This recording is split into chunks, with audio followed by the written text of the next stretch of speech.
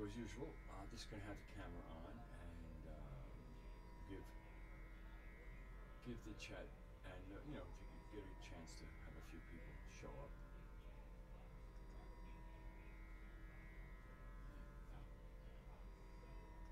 And then I'll start to talk about some things. Wisdom, agape, and autism. AWE.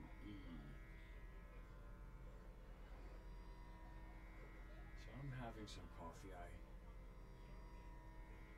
had an interesting, I guess, Sunday into Monday. I should put greetings into the live chat.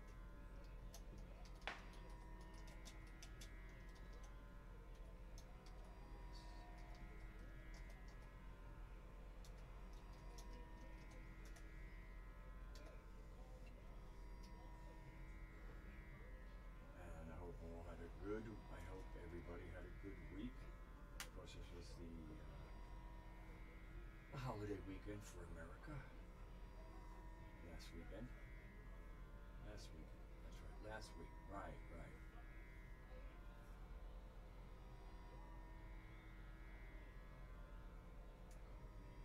Little meandering mystic and Mythophrenikus. I like that, the Mythophrenikus, because I remember when John introduced the term mythophrenia. And hello, Alex. Okay, let me check my... Oh, I know. Thanks, Alex.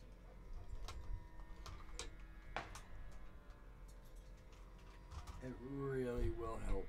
I mean, I better mute while I just make those little adjustments.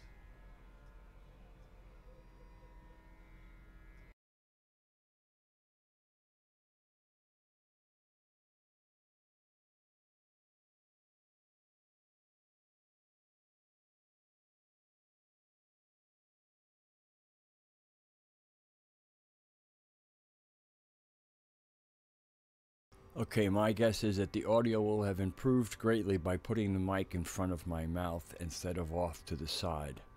Thank you, Alex. That was a good save. Hello, Raksha. Okay, Alex, give me a second opinion now that I actually have the mic where it should be, which is good. All right, yeah.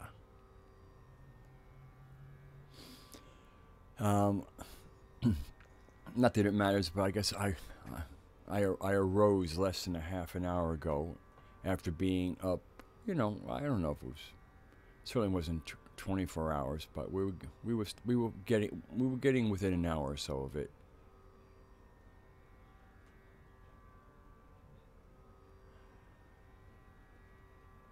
Yeah, I know what you mean, Mythophrenikus.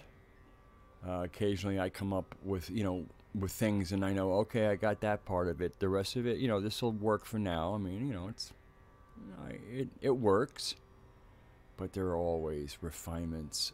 There are often refinements is the proper way of saying that.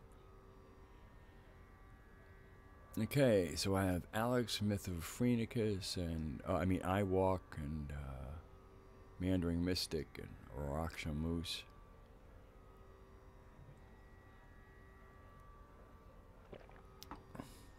So, yeah, a very, the last 24 hours, well, actually, probably the last 72 hours, in the little small worlds that sometimes, our own consciousness lives in, and that would, include, your private life, and then the extended private life of your social life. And, the last 72 hours have been action-packed, especially if evacuating one's bowels is considered action. And I'm not referring to myself. I'm speaking to a metaphorical bowel evacuation. Yes, the metaphors of poop. And then gems. It's just it's interesting. All right, so we'll get into the Gnostic seed. I'm starting to develop. I'm starting to wake up. The little bit of coffee I had made is beginning to enter the bloodstream.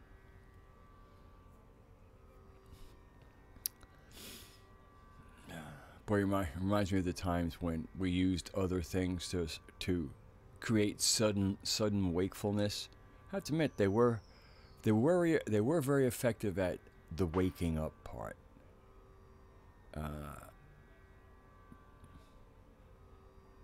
But we don't do those kind of things, especially with another theme of what developed. But we're going to be getting it there.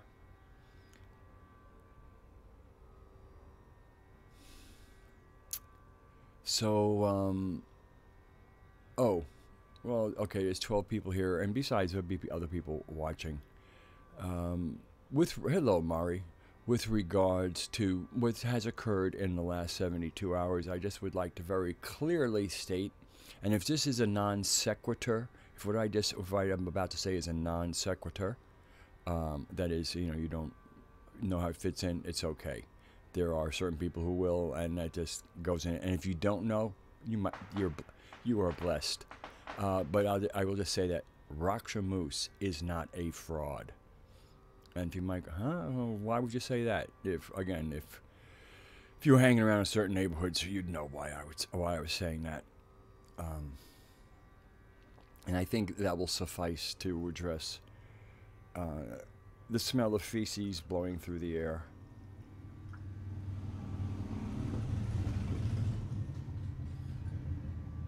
Because, if you take a dump truck and you dump a big pile of shit in the town square, and then you come and you kind of pick up the delivery, but you don't hose down and really kind of disinfect.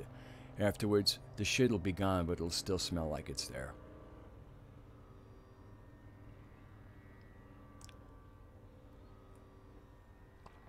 But that's kind of part of this lunar cycle. Here we go. We're going to bring it into planetary tantra. Hello, soul traveler. And the lunar cycle, and the Dakini on shift was Indris, also known as Bagalamukhi, and there's a lot of the twin energy, looking at shadow, good twin, bad twin, communication.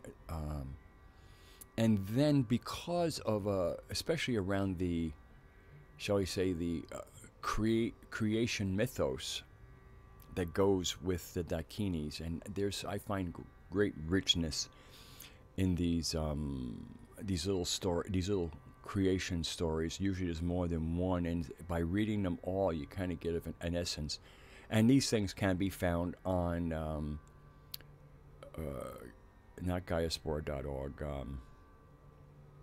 metahistory.org, or is it metahistory.com? If I'm a little, I will, again, I'm a little bit foggy here, but Metahistory, John Lash's, one of John Lash's site, and his main one where the body of his work is, that would be John Lamb Lash, the Gnostic teacher on the internet. And I'm not sure it's limited to the internet, but by saying on the internet, we're a place where we can kind of look around and know what's going on. That statement has great veracity. Yeah, and hello, Madfinger, and I'm just going to call you Mytho for short, okay, Mytho Friticus. And to me, the intensity, I mean, there was great strength during much of the cycle. A lot of people felt it. But these last couple of days, I mean, kind of like, let's say, like the last 10 days or a week of whatever this cycle is, it seems as if, like, there's a partner in her creation. The partner in Bagalamukhi's creation is Matangi, because there were two Dakinis created kind of in sequence, Bagalamukhi first, from certain waves of bliss that ran through the body of Parvati, and then the kind of the aftermath of the bliss, where from the smoke of the mouth of Parvati, Matangi was born. And Matangi, so there's a certain kind of, even though it's Bagalamukhi or Indras on shift, Matangi is kind of in this. But I didn't really, but to me, these last couple of days, it's like last week, it's almost like Matangi's going, okay, I am the one who removes the masks, so that, you know, what is, you know, that what the masks get removed. Pretending, one cannot pretend under my auspices. And that's what this last, what it feels like this last 7 days, or maybe, you know, whatever it's, but it certainly kicked in, where a lot of facades, you know, masks, facades, fronts,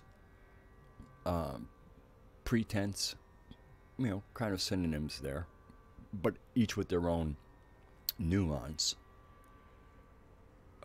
There's been a lot of, you know, that kind of stuff shattering, masks coming off, you know, the door on the bathroom stall falling off the hinges, and there you are, seated.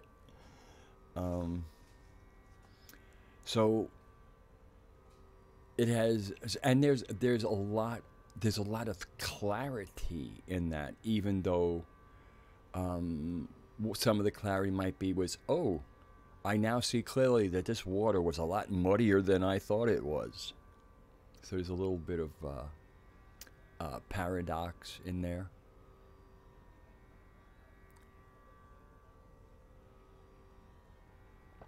And but when the pretending stops, then we can either do a combination of self-select. Well, it actually is all self-selection. But sometimes the empowered will self-select, and then the wandering will find out that they weren't, that they have been selected. They have self-selected in their own way by not being available to be at the crossroads when a decision was made that the adults are going to take this road.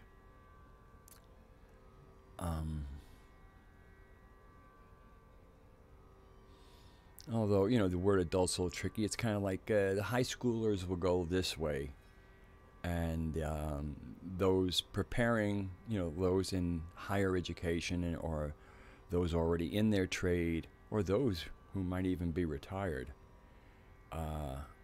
there's a slightly different camp for that, just so that everybody's happy. We want people to be happy, and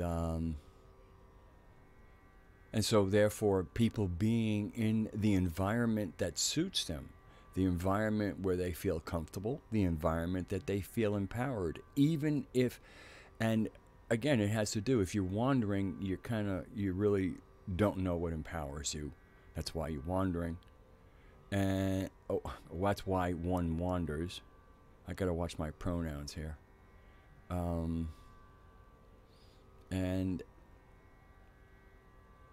yeah, I just gotta watch my pronouns.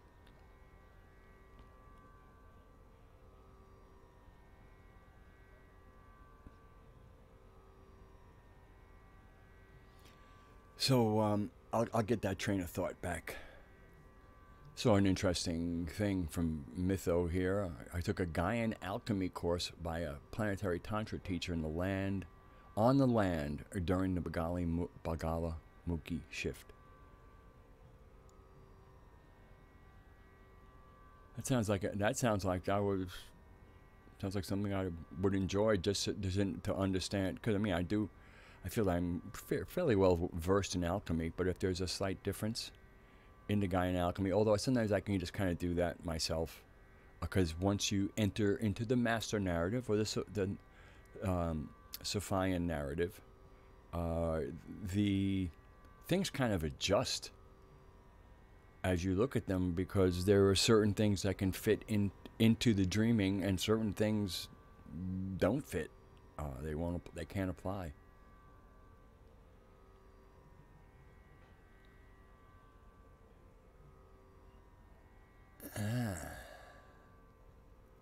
So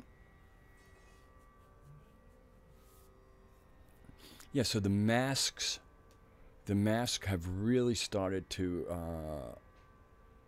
fall off, and we get a chance to see what's really going on, everywhere. I mean, I think, oh, my hair's kind of a little bit funky here. And that, it's kind of like, if you have a good map, you can travel with some clarity. Hello, Niche. Hello, Kalendal. And I'm just gonna go. I mean, the chat has largely been fine, but I just it takes me, like a lot of night owl type people. Larks wake up and they're ready to sing for the most part. They're ready to go really quickly. Owls wake up, it's just like you just want to sit on that branch and blink your eyes for a while. Like, yeah, we'll eat in a little bit. Yeah, I hear you, rodents. They'll still be there later. Blink, blink.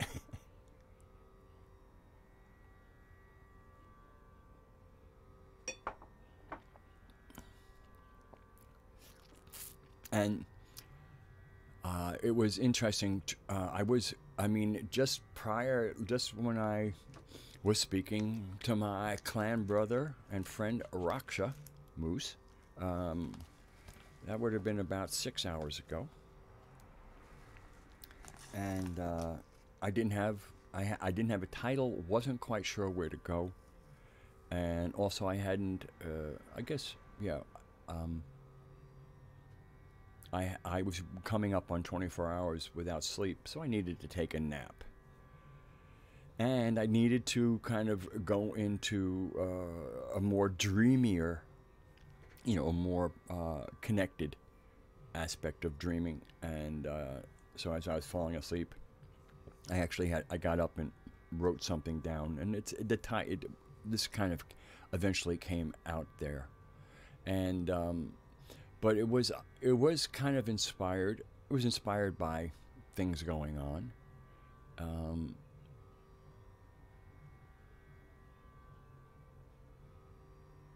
Oh, hey, Mytho. That does sound really, really cool. I want to find out more about that.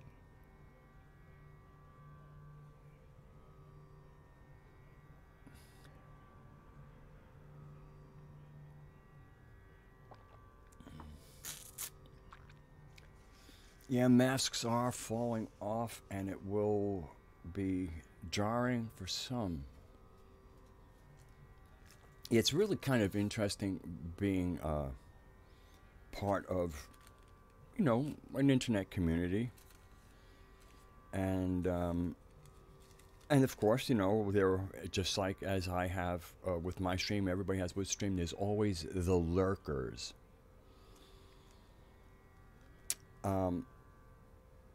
And lurking is absolutely acceptable. Absolutely.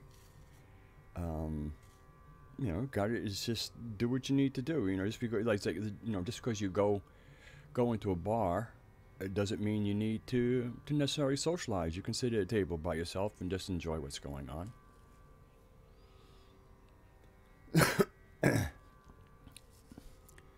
And so sometimes I'm a lurker also. I often And especially in this past 72 hours, there's been some, interesting stuff going on. So I like to watch. I'm an observer of people. And also we have a community, so you want to observe the community just as well. Because, people, well, especially since the masks are coming off. So, you go into the live chats, and you sit quietly. Nobody knows you're there. And then, there's what's being said on the screen, and then there's people agreeing, disagreeing, having their own conversation. But you can get a really good read on the community when they're expressing themselves.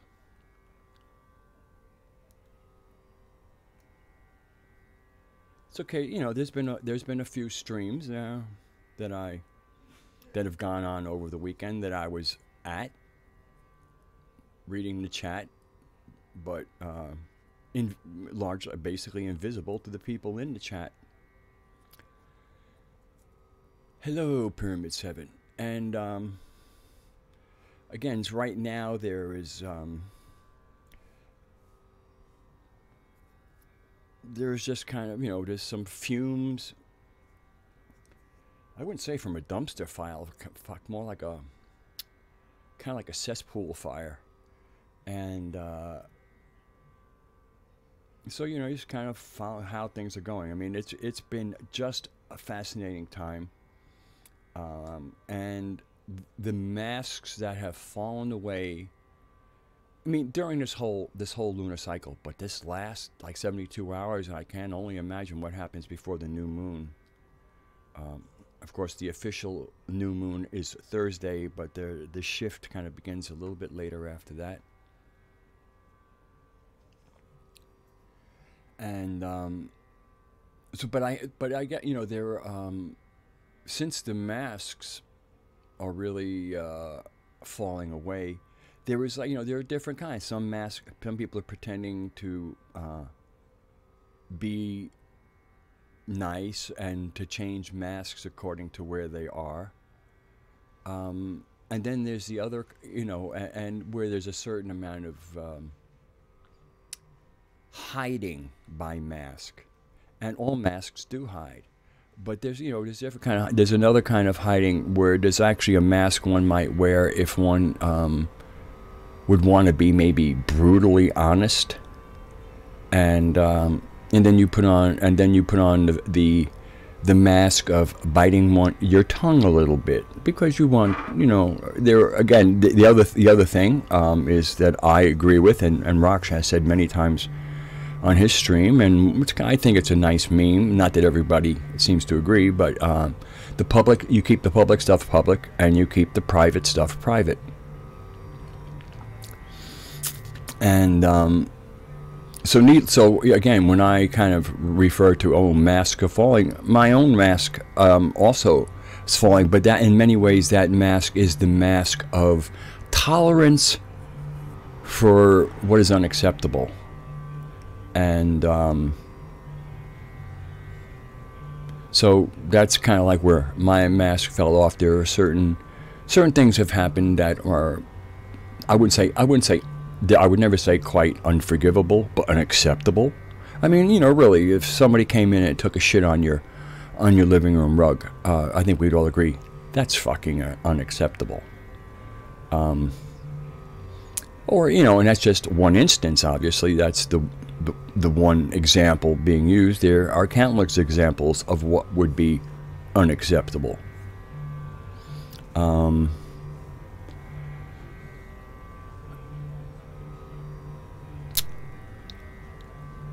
And that's where wisdom, the first word here in my title of this stream,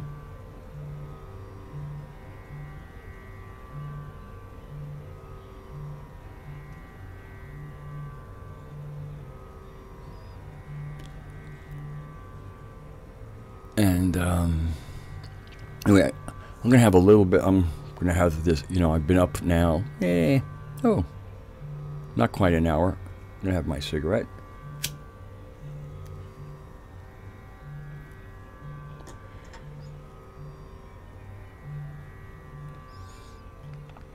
So, yes, in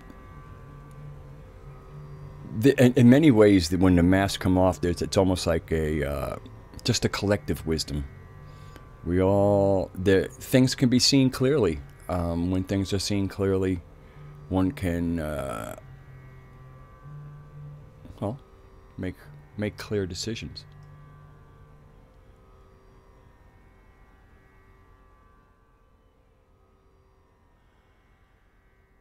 I'm really, as I speak, I'm really glad what you're sharing, Mytho, because it's again, this is Can't You Hear Me Gnostic. So anything pertaining to planetary tantra, and then of course the new and exciting, much right now, the new and exciting planetary tantra stuff usually comes when John Lamb Lash puts out new things.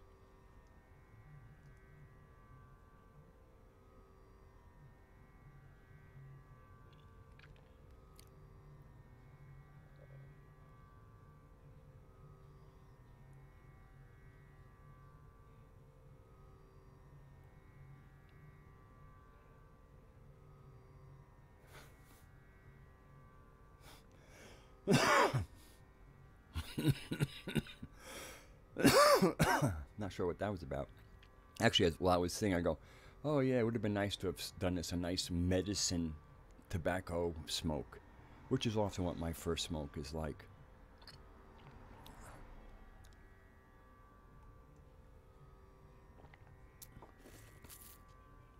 Yes, so wisdom. I'm going to get all around to this. Part of it is kind of getting on to a I'm kind of circling around the topic a little bit, and getting that coherent spiral going. It should kick in. And then there's also in my private life, which I do have. I got a piece of news today, and that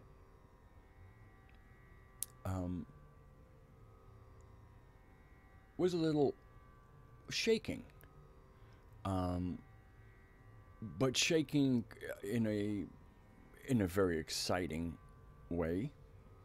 Um, and that is, as at the end of this month, I will have this house that I'm currently in and largely sequestered to my room, just, because there's a married couple that lives here. When I moved in, I was with the gentleman, the husband, and they supposedly was getting out of that marriage, and so it was just he and I, just the two bachelor guys, waving our MGTOW banner, and then all kinds of things happened, and they pulled together, and his wife moved in with us, and became three as a crowd. And but they found a nice place. They're both very excited. So that leaves me a house, and then I now will have a room to be able to do my body work in, something I have not cultivated in the 2 years I'm here, because I haven't had a space to set up and do it properly. I mean, I've been doing massage for almost 30 years. I guess it's like 27, 28 years. I've had my own, I guess you could call it a studio. I've never had a massage parlor. When I was upstate New York, I kept it open. I forget how many years I had it open, and I had a good business. And so this is what I was always doing for the almost 3 decades, how I supported myself. And then I moved here, and I didn't have a place to do it, and so now this kind of opens up the place for me to cultivate some clientele. And but the thing is, with the with the pleasantries of having a nice, this is 2-bedroom house with a basement, full basement, not finished, but a full basement, nice lawn to myself. It will now make a difference where I have to come up with, I'll just put it, with $400 more a month. And I'm on very limited income, and I don't at the moment. I'm not quite sure where that comes from. And of course, down the road, it's like, well, I better get some clients.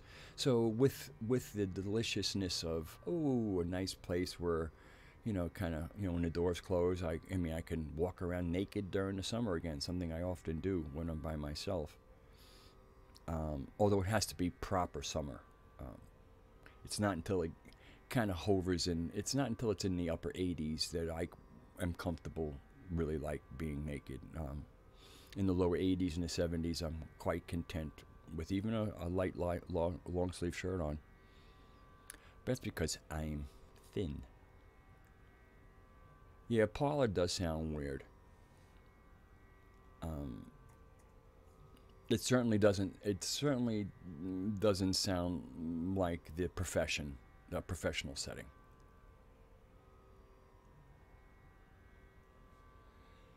So yeah, I with this. So today I got the news that at the end of the month, I'm normally expected to come up with X amount of money, but by the end of the month, I will have to come up with $400 extra that I haven't quite figured out where it's going to come from, but I know it will. And some of it will make happen. Plus, I do have, I do have a large social circle. People in real life do like me. And so if I kind of get into a little bit of a crunch, I'll go to certain people and go, help. And I know certain people, if I really needed it, because I'm not the kind of person that asks for help very much. When I ask for help, I need help. No false alarms.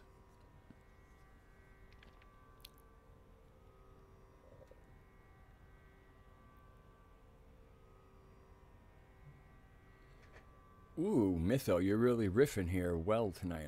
I'm enjoying. Thank you. I always enjoy good content in the chat.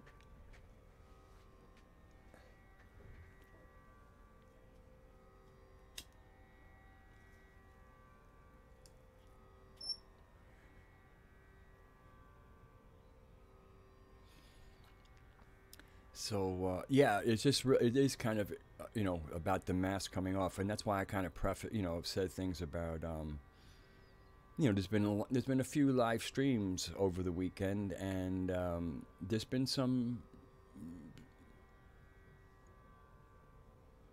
I guess, moving of stuff. There have been public defecations. And it would, it's kind of interesting because when you have a public defecation on a live stream, and then you have the live stream going, oh, you got another one up there you can put on the tarmac, and you like, oh my, well, look who enjoys a good kind of public pooping. And so then when you kind of see them in another setting, and they're, it's almost like, and they didn't know that you now know that they are a fan of that kind of thing, and might even encourage and enable that kind of thing. And then when they greet you, you're kind of like, why don't you keep shopping? Because again, their mask comes off, and then your mask has to come off, because to pretend that one didn't see what they saw would be disingenuous. Hello, Sai.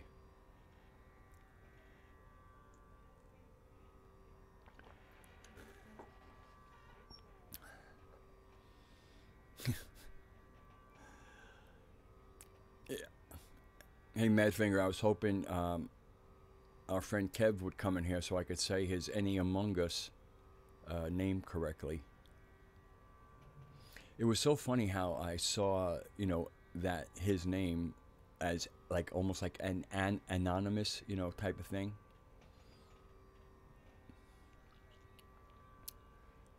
Sometimes I just don't do the dissection of things when they're sitting right there.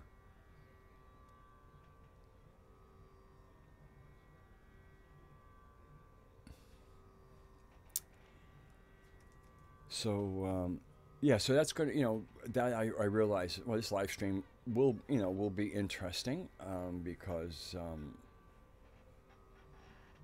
there again we are a community, so we go to the different bars, and we are, I guess, genuine in our setting. And then, but then you find, and again, there's sure, I can understand there's different things, but I guess when you see an applause for a performance that should never have been, would have been best had it never been performed, and that by perform, that's public. It just, but again, when you get to see it at first, I was like, and then I'm like, oh man, this is really cleansing. This really allows, if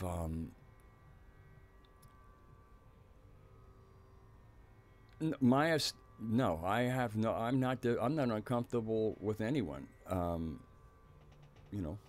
This, if you wanted, hello, Callan, if you wanted to be here, you're welcome here. Again, how you've been fine in the chat. You're hardly causing a ruckus. I just, this is, I don't know whether you have lurked and been here before. This is your first time here. Hope you find it valuable.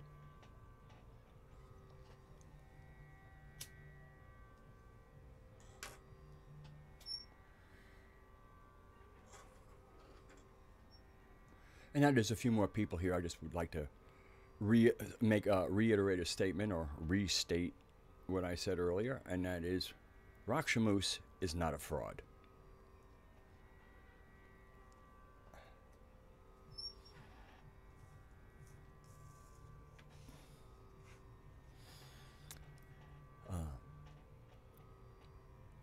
Although I must say that to really know the moose, not only to know the moose is to love him, but to know the moose is to really get who Raksha is.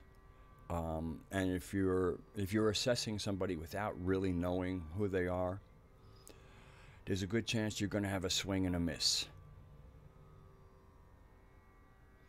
And sometimes you have a swing and a hit, but then you find out you didn't hit a softball, a hard ball. You hit a turd ball.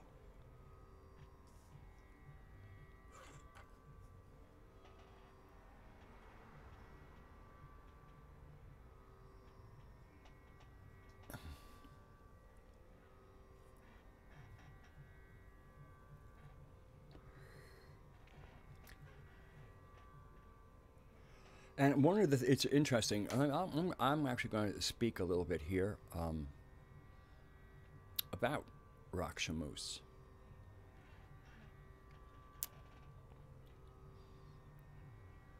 One of the things when you get to know people, you get to really see them. I mean, all of us when we to me do live streaming.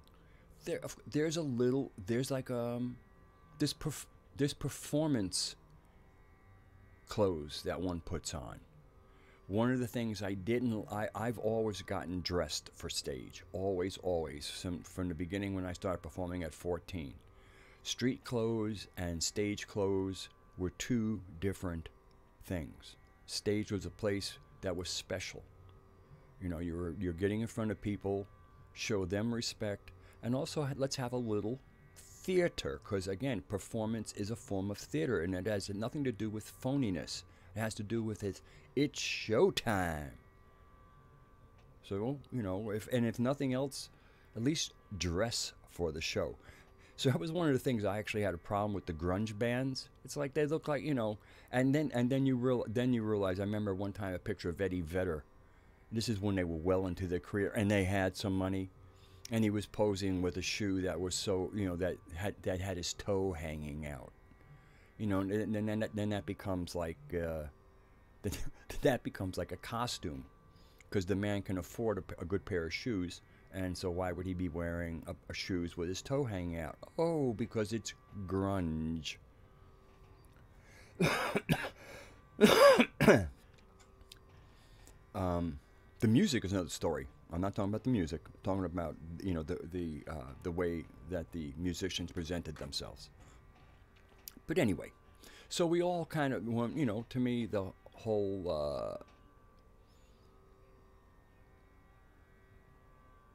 you know, showtime is showtime. You know, dress for the occasion, or don't, and and that's a statement in itself.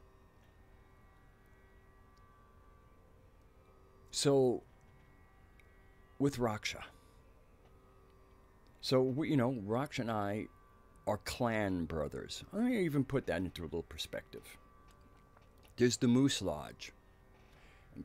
The Moose Lodge is the concept of community.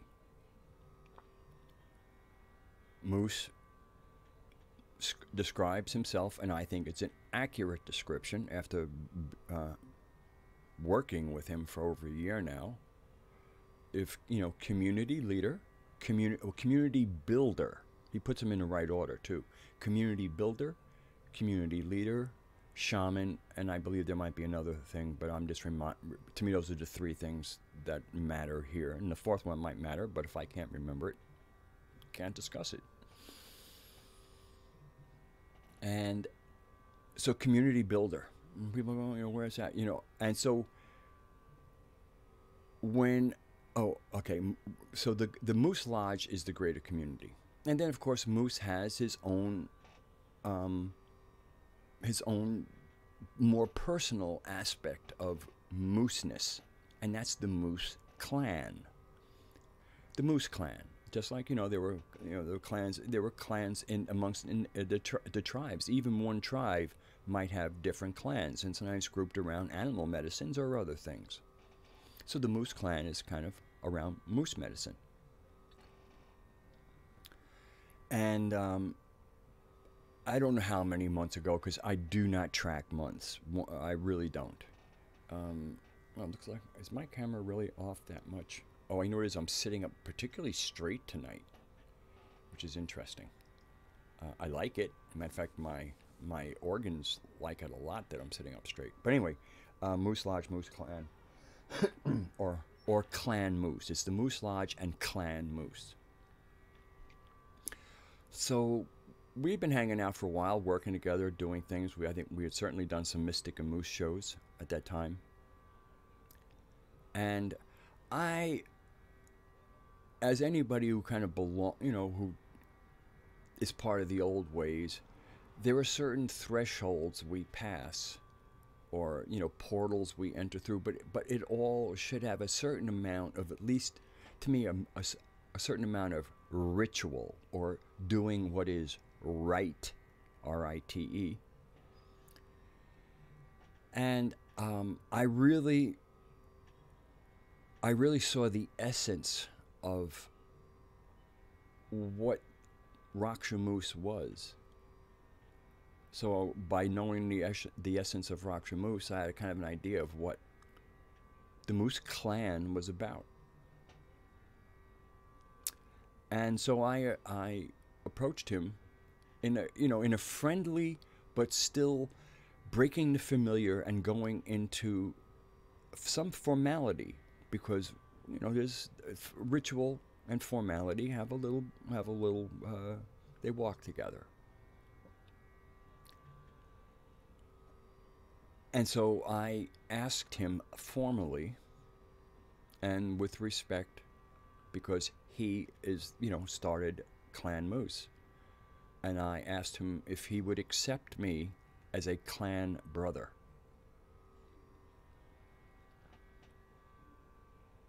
And part of the reason for me also to even set it in there in a formal thing and to make a request is because no matter what we think, requests can be denied.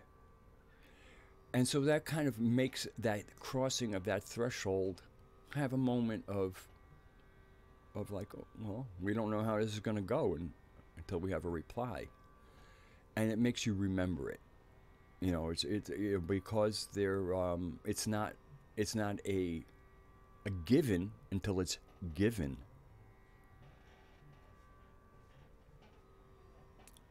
I agree, Mari. We're meant to have straight spines and our organs like that. So needless to say, Raksha accepted me as a clan brother. And that made a difference in how we related to each other, because now we are, I mean, you know, we all like to think of each other as brothers and sisters, and that does apply. But when you create a clan, now there becomes a responsibility, a real responsibility to the clan that you belong to, because what one clan member does reflects on the other members of the clan. So you really want to have your act together. You want to represent properly.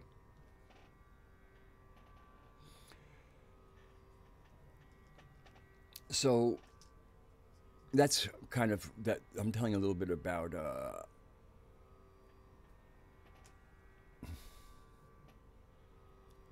okay, I'm going to have to go into my I'm going to have to get out of the chat here. There we go. Much better.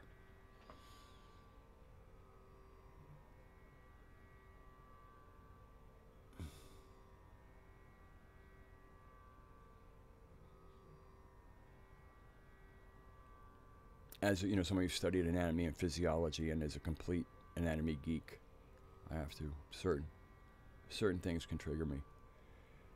So with the many times I've spent with Rockford, much time, and much of it has to do with, you know, kind of trying to have a little bit of a council, if not of elders, of, you know, those who wish to sit within wisdom. To sit within wisdom is not necessarily to make a claim of one being wise, but one is wise enough to sit in wisdom, so that they might have wise influences. Of course, wisdom in Greek, the word wisdom in Greek is Sophia, or Sophia. Oh, that's not how the Greeks would say that spelling, but it's a way of distinguishing between a woman's name and the name of the planetary animal mother. But not as a proper name, also so much as the quality that she is as an aeon. Each aeons have different qualities. Her quality is wisdom. We live on the planet of wisdom. Wisdom turned into a planet, and in English we call it Earth. So anyway, so there's kind of like, you know, Moose Lodge stuff, and Moose Lodge is something that's why there are after streams that Moose sets up after live streams, so that people can come into a lodge setting that is not public, is not being streamed, will never be online, you know, as far as, you know, to view. Obviously, the live stream is online, but it's not public. Excuse me. And so that's where a lot of the community bonding can occur, because we can hear each other's voices, respond in real time, show ourselves our faces, because faces are where a lot can get said. So much can be said. I mean, I've actually been in places where I keep my mic muted and I speak with my face because it's there.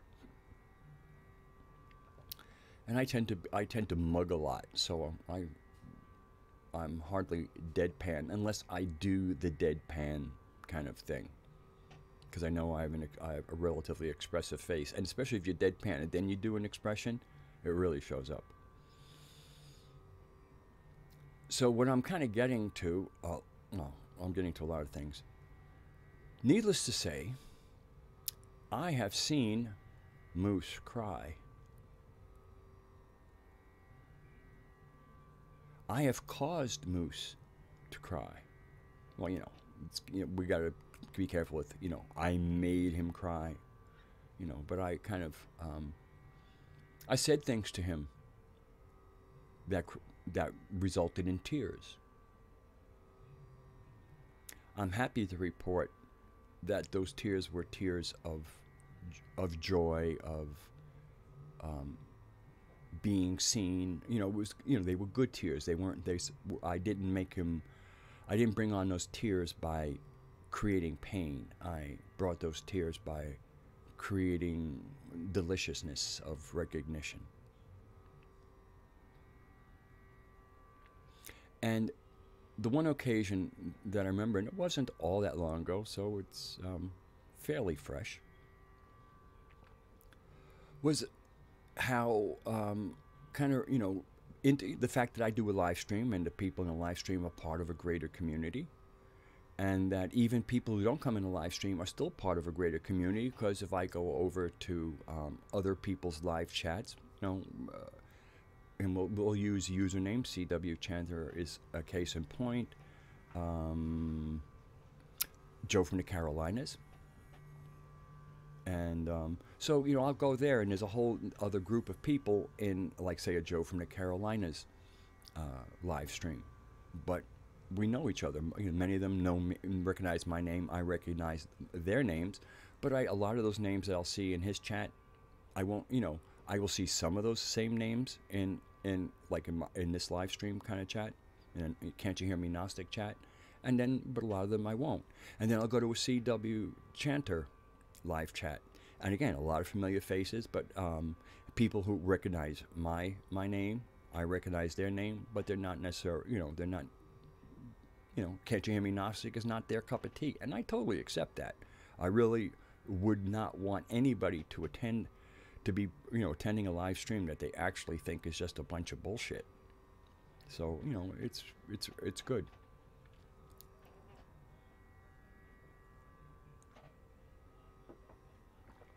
But okay. But anyway, when I've been doing videos for over 3 years, 3.5 years. Live streams, you know, like we've all started live streaming more recently. And so over a year ago, and again, I could care less how many months ago it was. It doesn't matter. For me, time is about space-time coordinates moving forward and meeting. And if you don't need to meet somebody and coordinate with a space-time coordinate, then its reference in time, for the most part, especially for me, it's a data point that I no longer need. I need to be able to remember things, but where they happened on a date timeline, more often than not, is completely useless to me.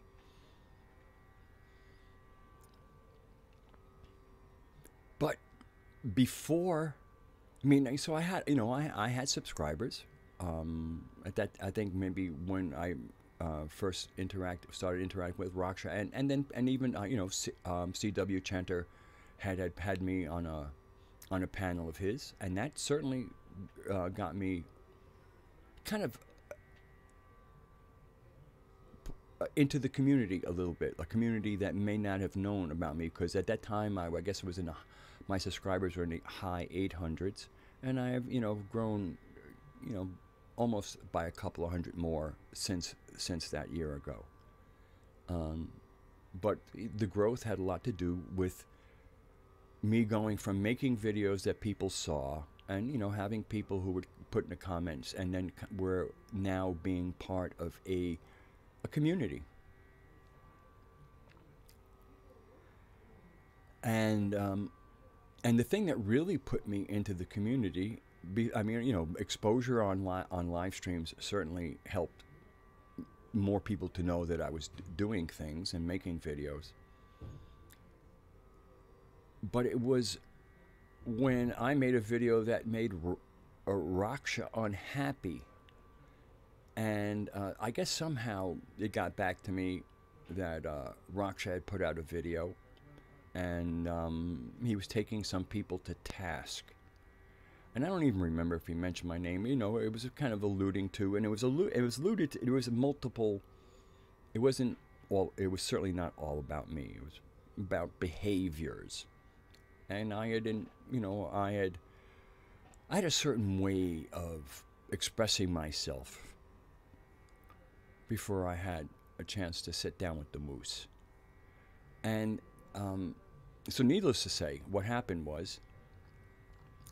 I realized that Raksha seems to have a little bit of an issue with me, and I wanted to know what it was. So I was able to contact him through Skype because we had already hooked up on Skype, and I basically said, "We need to talk."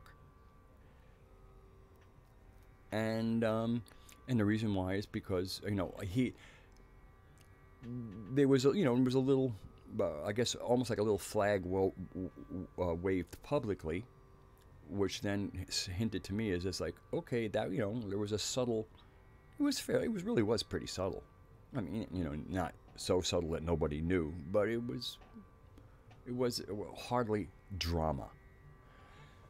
And so that flag kind of let me know that he and I needed to speak privately, and from that conversation. From that discussion, from that dialogue, a friendship really happened, and it just kind of developed. When he saw who I really was, I saw who he really was, and each one of them was kind of, I guess, in their own way, went, "Oh, this is good. This is good medicine here." So, and. Basically, in the video where Raksha was taking a few of us in the community to task, or a few of us, let's put it, context creators to task, he was able to help me sit in a kind of, a public-facing seat with greater responsibility, greater awareness of that I'm speaking, to a couple hundred people, and also because I'm an Aspie, he was able to give me some insight into the greater population that isn't Aspie, while understanding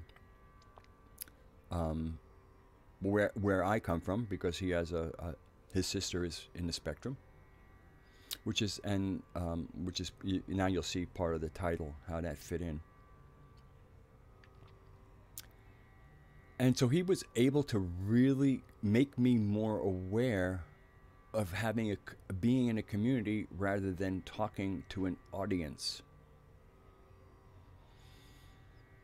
And there's a real difference, from if you are a musician and let's say you're on tour, each stop you have an audience.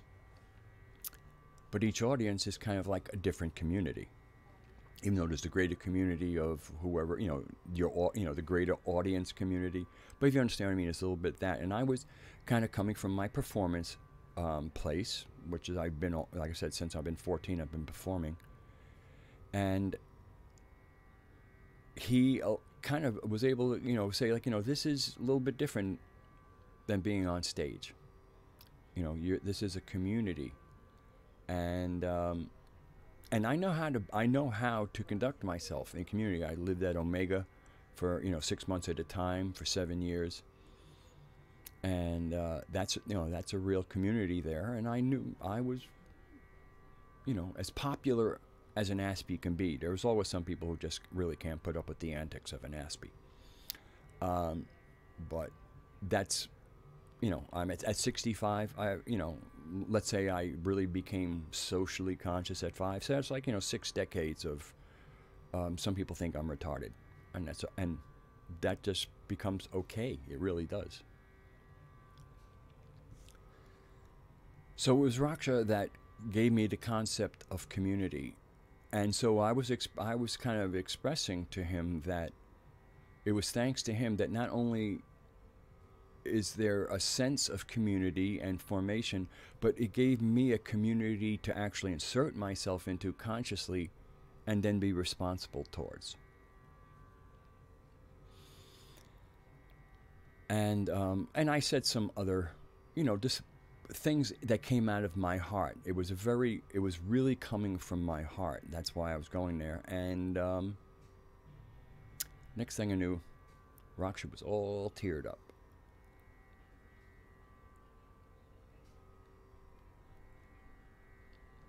And they weren't fraudulent tears.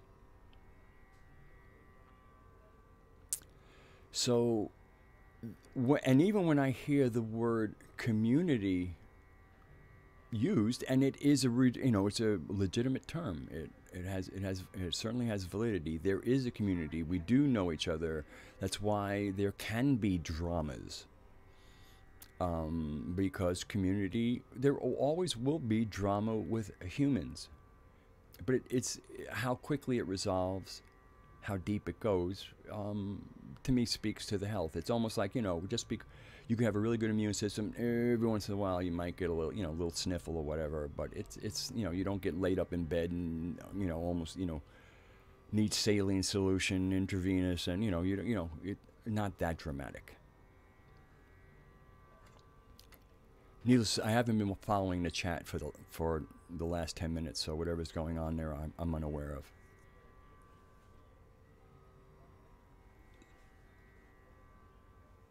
So, and what I was kind of getting is, here's a man who, in his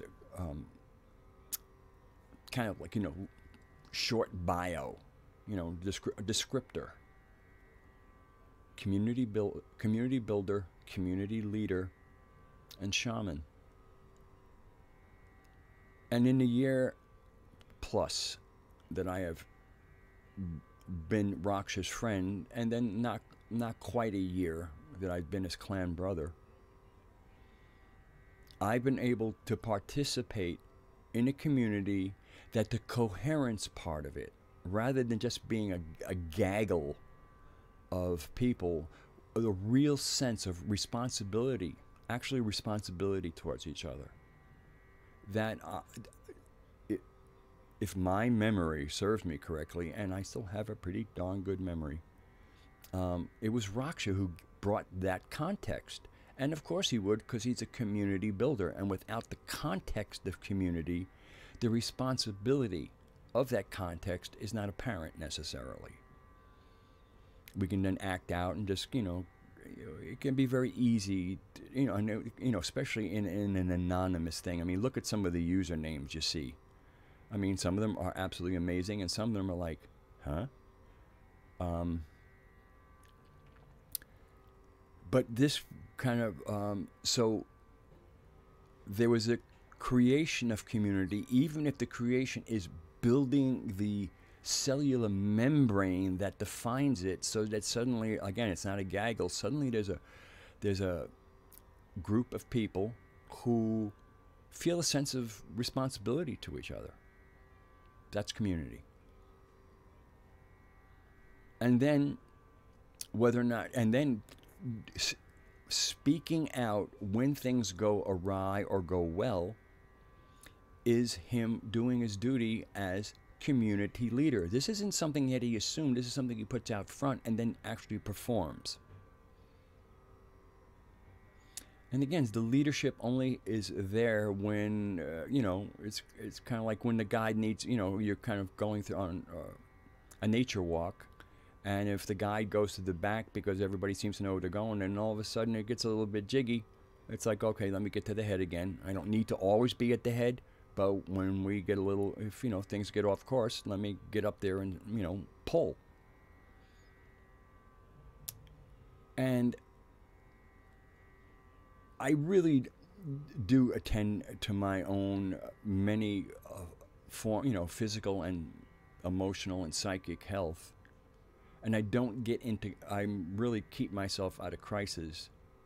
But just because one doesn't get into crises doesn't mean that having to be able to share the insight with a shaman or shaman, as Ben said, And I do not make the claim of being a shaman with a title.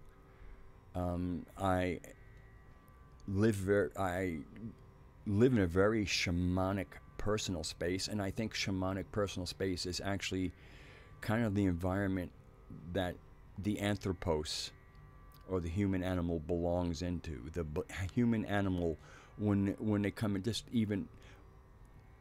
a little bit into themselves, it's a shamanic existence. And matter of fact, in many ways, when we might have been closer to an animal state, only because we weren't being so cerebral. Let's just say being more right-brained. We were more natural.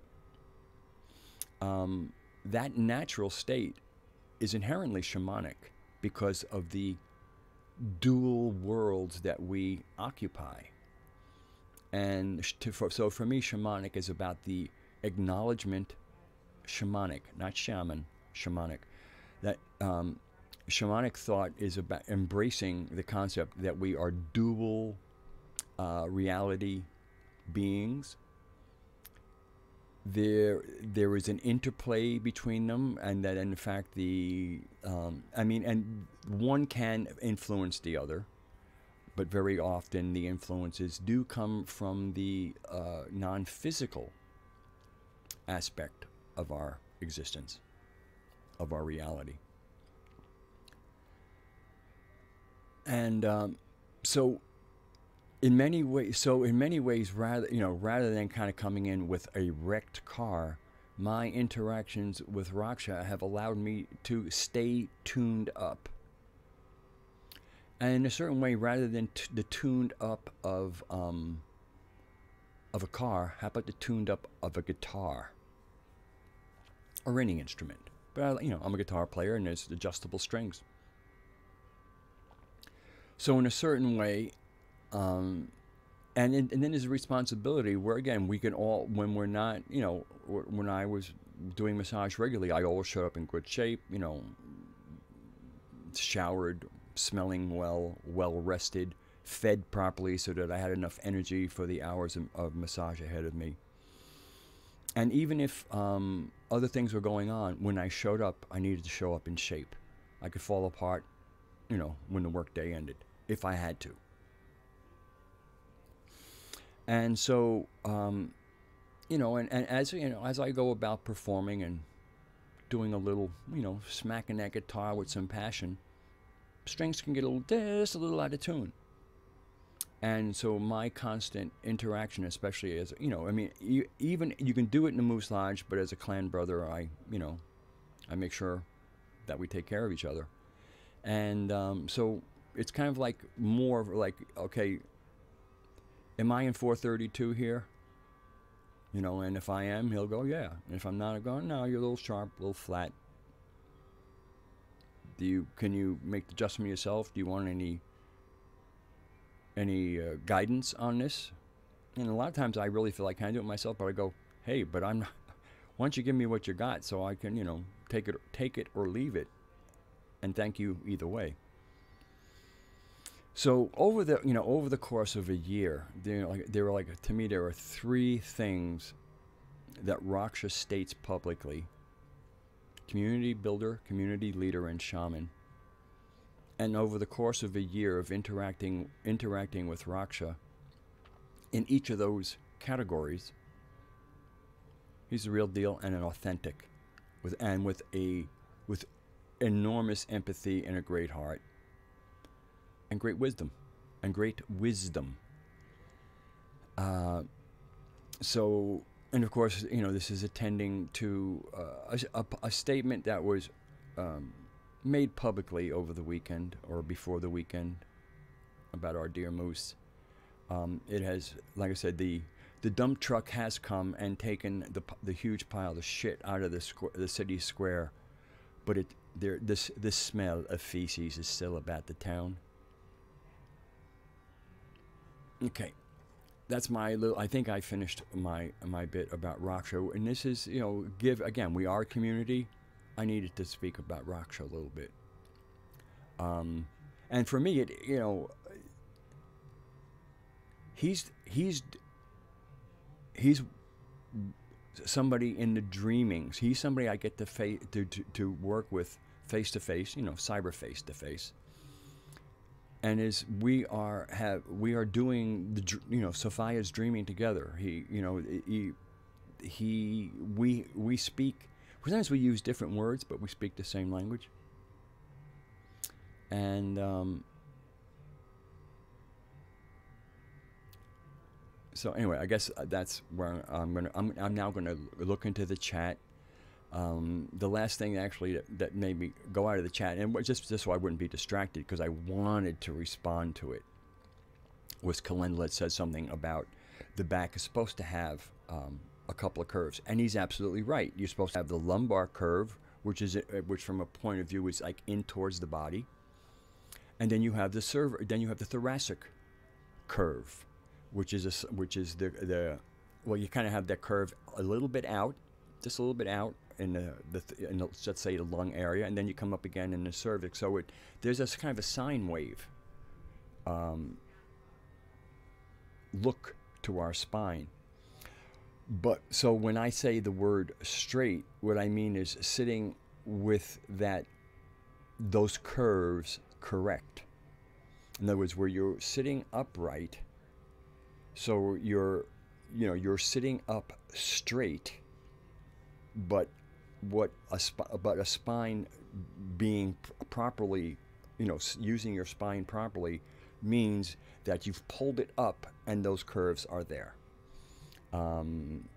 If you even in anatomical talk, if a lumbar curve is too deep, that's called lordosis. If somebody's a little hunched back, which means that there's an accentuation of the thoracic curve, and that should be not its curves little, but that's called kyphosis. And of course, then then there's that. So it's kind of like the lumbar curve up, to the thoracic, and then the cervical is like another one. It's really very much like a sine wave. So, Kalendla, you were correct about that, but again, when I was using the word straight, I just meant kind of erect. But technically, pedantically, you were correct. Okay, so obviously I've been yakking all by myself for 10 minutes. I'm going to take a quick little look at the chat and smoke some more of this cigarette. And what's nice is I can find, I know where I cut off, because Kalendla, Kalendla is the one who made me get out of the chat, but only because he tickled my my anatomy nerd bone, geek bone, and I wanted to stay on where I was going. It's like, oh, please, don't take that delicious bait he just gave you.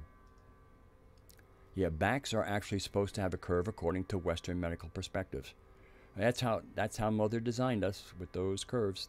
And even that has a certain springy aspect to it. As we're pounding up and down on the ground, that little bit of a curve allows us almost like a coil spring. And this way here, if we were stacked straight, each pounding would, you'd have stacked vertebrae. Each one has its little subluxation. Those little kind of look like the entrances to tunnels, half circles, but more like an oval. And that's where the nerves come from the spinal cord out into the rest of the body. And it is those subluxations that cause a lot of the pain, and is the correction of those what are called subluxations that is kind of the certainly the mechanical meat and potatoes, we'll call it, of chiropractic. Okay, I'm going through the chat now. Let me light that cigarette as I said I would. My nervous system will appreciate it. My lungs will go, oh, here we come. Here we go.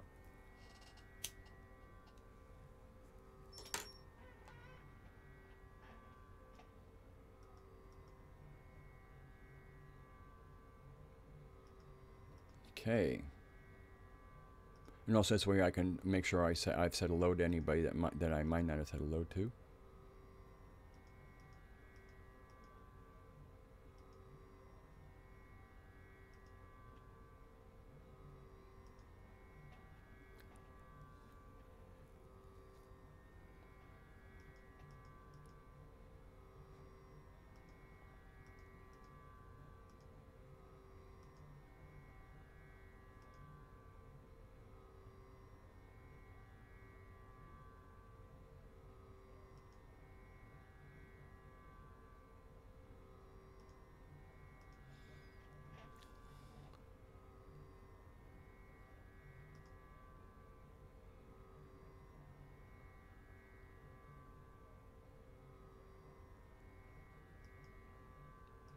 So I am reading the chat. I know it's quiet.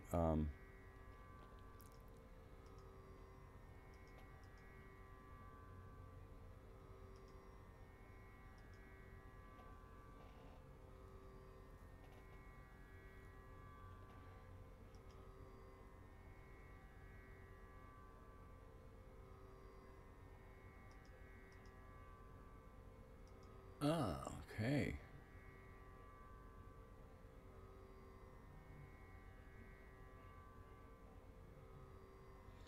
Hello, Rufus Cat. I don't know what Wadatam means, but I'm going to guess it means hello.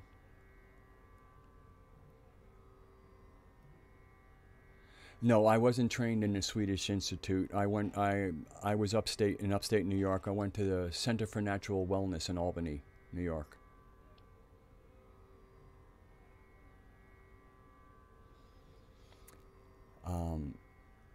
And it was a great school. It really was. And I'm so glad I didn't have to go to Swedish. I really don't like Manhattan. I worked there for years. I lived in the Bronx, got on a train a half an hour later, sometimes less. I was in Manhattan. I know Manhattan well. I was a messenger for years. I've walked almost, certainly from, let's say from, the high 90s down to the World Trade Center when it was still standing. I would walk all that. I walked everywhere. That's why I had such a firm butt. Got to get back to walking. So, well, Clinton, I will say that issues in the chat are not what the chat is for. The chat is for communicating, in a kind of a pleasant setting. Remember, public things public, private things private.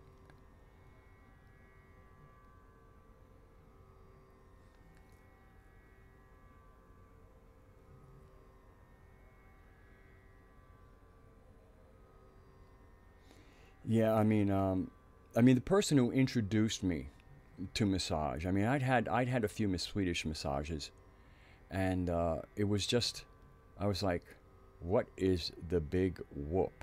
I really was like, my God, this isn't really much. And then I had somebody who got to the Swedish Institute, but was somebody who belonged in the field, and she did some work on me, and I had never experienced, just the well-being, the energy, the feeling so great afterwards, and sensing this is some serious therapeutic medicine here. And I asked her to teach me, and she did teach me. And and then I was already getting clients after she gave me a very intense tutelage, and man, she was such a bitch. And the way she tutored me was I would work on her, and if I didn't do something right, she would sit up like Linda Blair in The Exorcist and give me shit, man.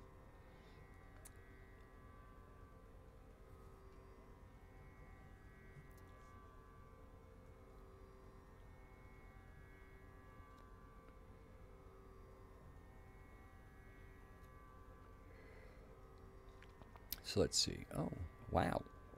I've been going on this for like,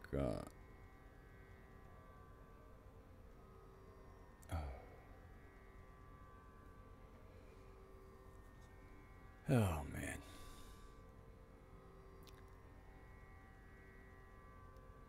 So where was I? I have to admit I'm not, I guess I should have expected that we might not have a smooth chat ride.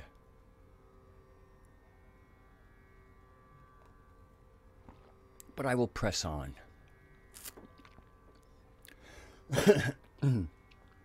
And then I had the skill, but people really were starting to recommend me, but I had no credentials. I had skill, but I didn't have the system archontic credentials. And actually the woman who taught me the massage, we dated for a while. And she came up with the money for me to go to the new seminary to get started. She gave me like the multi-hundred, it might have been $800 to kind of get the program started. She had gone on a big a big weekend. She worked out at Gurney's on Montauk Point. Hello, Jorge. And so she put out a really strong weekend and earned herself a bunch of money. And then she came home like during the week and threw out like $800 on the bed and go, you can sign up for that. You can become a reverend now. So that's so as a reverend, I was doing my body work for many years, and then in 2008, I went to massage school, got New York State certified, got certified in medical massage. I had already been certified aromatherapist for years from the Pacific Institute of Aromatherapy. And so, you know, so it's been kind of a pretty interesting trip to how I got into body work. Swedish, I know it's Swedish techniques, and I certainly see there's great value in the stuff that makes you just feel good without doing a whole lot. So, you know, body work, that's why I like body work. Body work's body work. Working on bodies, and you give the body the work that the body and the personality needs.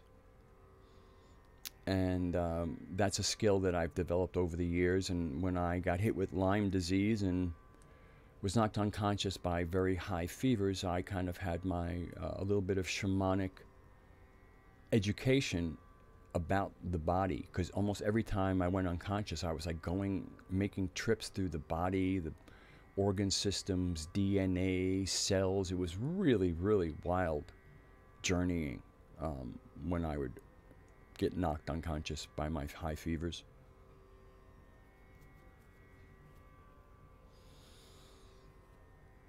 And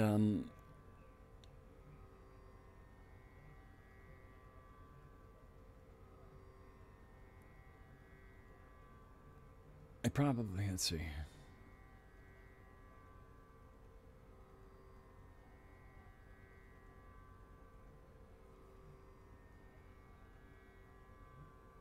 Hello, Sandy.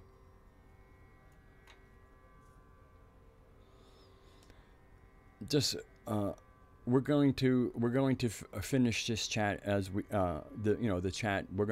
Anybody who has a wrench during this chat is going to keep their wrench during this chat.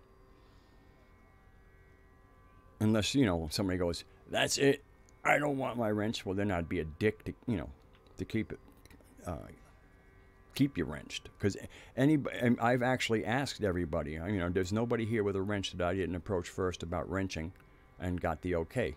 Because wrenching is, being a moderator is a responsibility.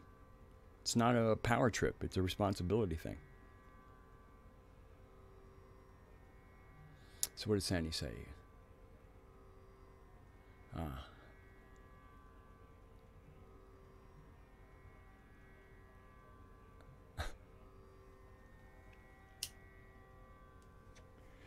And I actually, I don't know Mythophrenikus, whether or not you'd be comfortable that, what am I going to say? Okay, I'm gonna say what I need to say. Then I'm gonna have to get out of the chat just a little bit, because I'm really it's distracting. I'm trying to kind of stay on a certain course. Oh yeah, Mythophrenikus. I don't have an email for you, so I don't know if you would feel comfortable putting your email in the chat. One of the things I wanted to do for anybody who's open, like right now, Foxadre is not with us tonight, but Foxadre is also a moderator, and Mad Finger is a moderator. And one of the things I wanted was the Gnostics, the other people in planetary tantra, to have wrenches, not as much as moderating. Of course, anybody with a wrench has that thing, but it's also that when the wrench has a certain visual value. And so I just wanted, and since I had been watching what Mad Finger was putting into the chat, what Foxadre was putting into the chat, and now what Mythophrenikus is putting into the chat, and I see the high value of it. and especially contributing towards planetary tantra, and that's what this live stream ultimately is about. Planetary tantra. Can't you hear me, Gnostic? So I wanted, in many ways, just to the other Gnostics. Hello, Zach.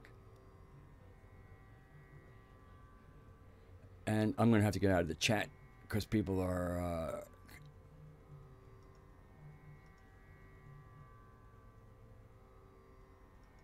okay. Yeah, it's getting... That chat was a little hard for me to not... I mean, I'm either going to completely talk about the chat or just try to stay where I'm staying. And, wow. So in other words, I found that the people who are within planetary tantra were putting in some really high value things for where I'm going with the stream, which is to go to sit in a Gnostic seat and discuss the things we all talk, but from a Gnostic perspective. Because I sit on a lot of live streams and panels. And so much of the sophistry and the what ifs and whatever are like within the Sophianic narrative. It's like these are not problems. These have answers. Being on the it's kind of like you have the map. So even going forward, you have an idea of what lies on the road ahead. When you don't have a map, you're finding your way. So in the case of Madfinger, I had gotten his email, and I asked him would he accept being a moderator, and he accepted. And then if Fox Dre, I realized, I didn't have and he gave me his email, and he consented. So Mythophrenikus, if I don't know if you're going to be a regular here, because being somewhat regular, and again, having a wrench is a certain amount of if I'm available, I should show up. So again, and on each one of these people, I kind of explained that it's a little bit of I actually said, it's a little bit of responsibility. It's not an honor to have a wrench. It's, there's a kind of like, there's a responsibility with it. There's a maturity that goes with that. But mostly I just was aware that when somebody with a wrench puts something in the chat, because of the wrench, it gets more visible. And when the Gnostics, start putting Gnostic thought into the chat, the whole purpose of this chat is to try and to get people to be aware of what's going on. A lot of people don't want to listen to John Lamlash. They may not be interested, but that's one of the reasons for having this stream, is to allow Gnostic ideas and thought, and you could say how the world is different once you enter into the narrative. And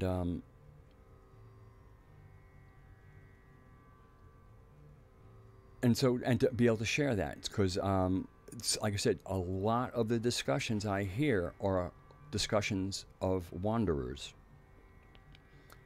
or and in many ways clueless in creation, at least from a planetary tantra perspective, and places where people in planetary tantra are quite settled and have fresh. There's constantly fresh. You do not have the answers, but you have entered into the world of wisdom, and part of that wisdom is knowing who we are, where we are, locally and galactically. Because when it really comes to, like to the universe, the galaxy is a big place. I think confining ourselves, especially when we're really trying to develop our who we really are as the anthropos, it's the Earth and the galaxy is plenty of reality to have figured out.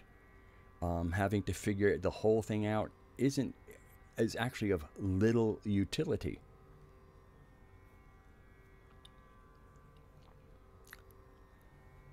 Okay, I'm going.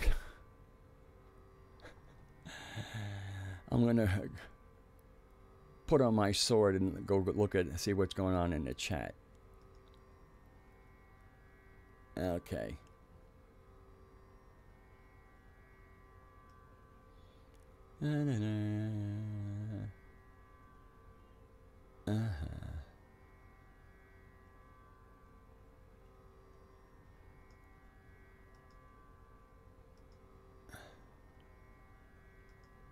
Hello, Peace Hope.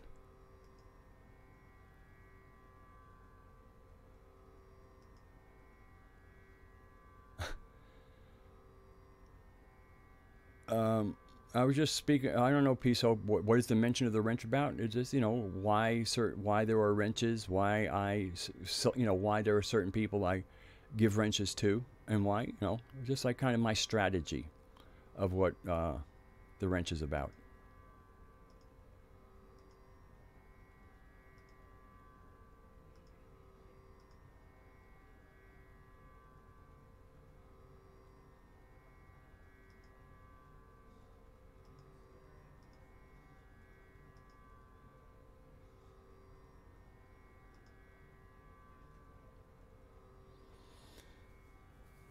No, okay. I'm going to get to the good stuff. I mean, I'm glad there's kind of two conversations here, or two discussions. Rufus, please leave me alone about the wrench.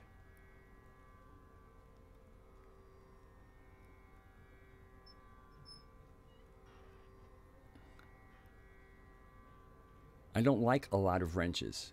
I like very few wrenches, actually.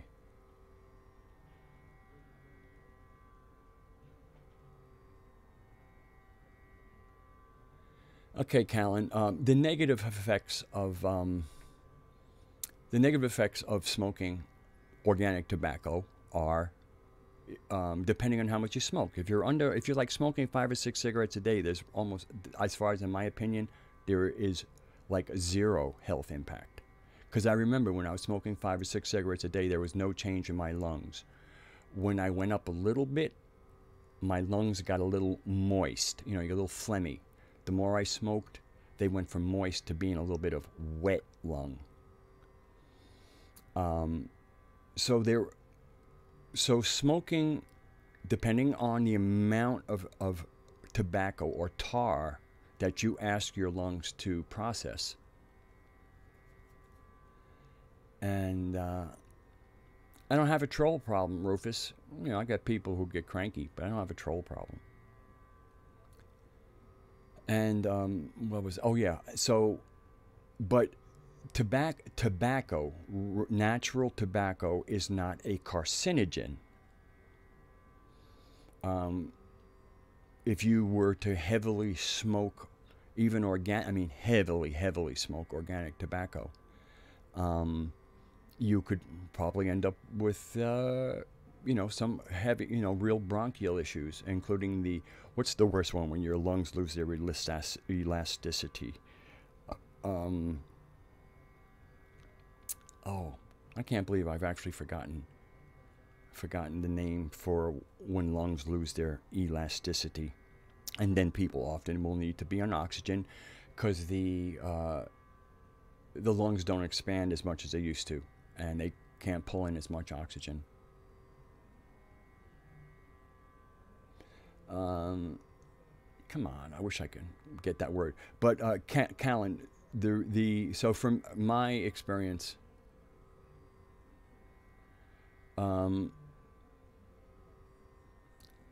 is that, the organic doesn't have the carcinogens. It still has tar, more tar than your lungs can actually just pull in, because you have those parts of your lung where the oxygen gets exchanged, but they can do more than just exchange oxygen. They can also absorb impurities.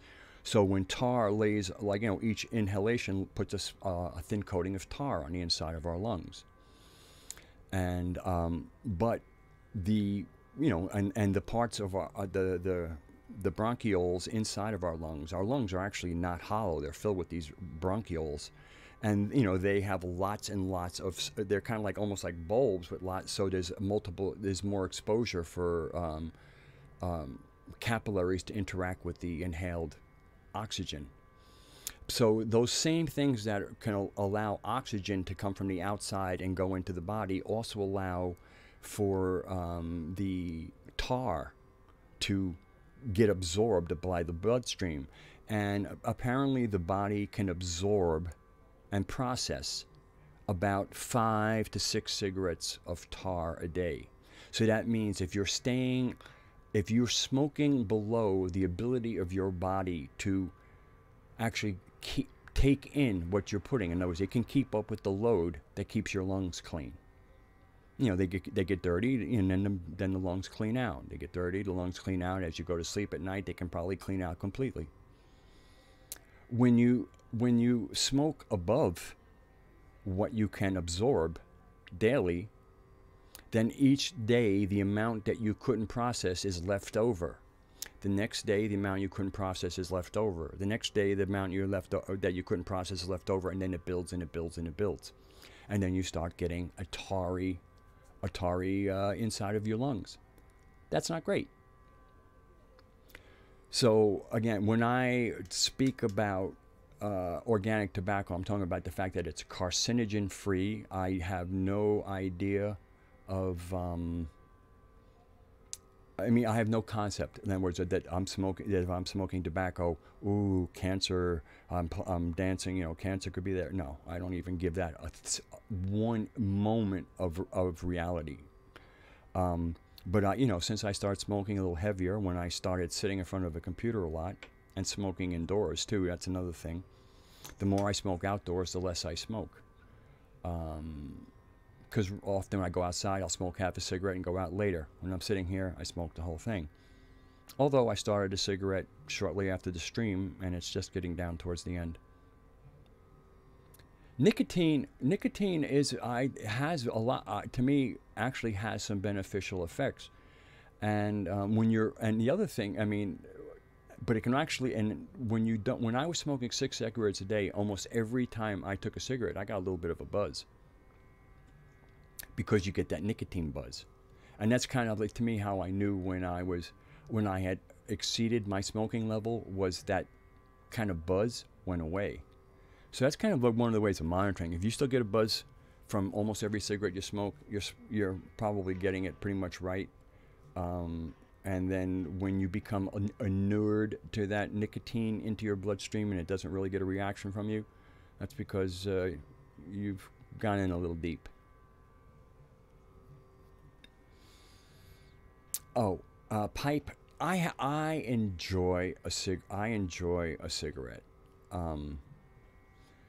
Oswald, you asked why don't I smoke a wizard's pipe. I had a wizard's pipe for a while. It's even in my avatar for here. You can see I'm kind of sitting there on a long, but it was a bitch to clean because it was, you know, a real long stem, really a bitch to clean. It really wasn't that well made. I think the pipe cost me $20.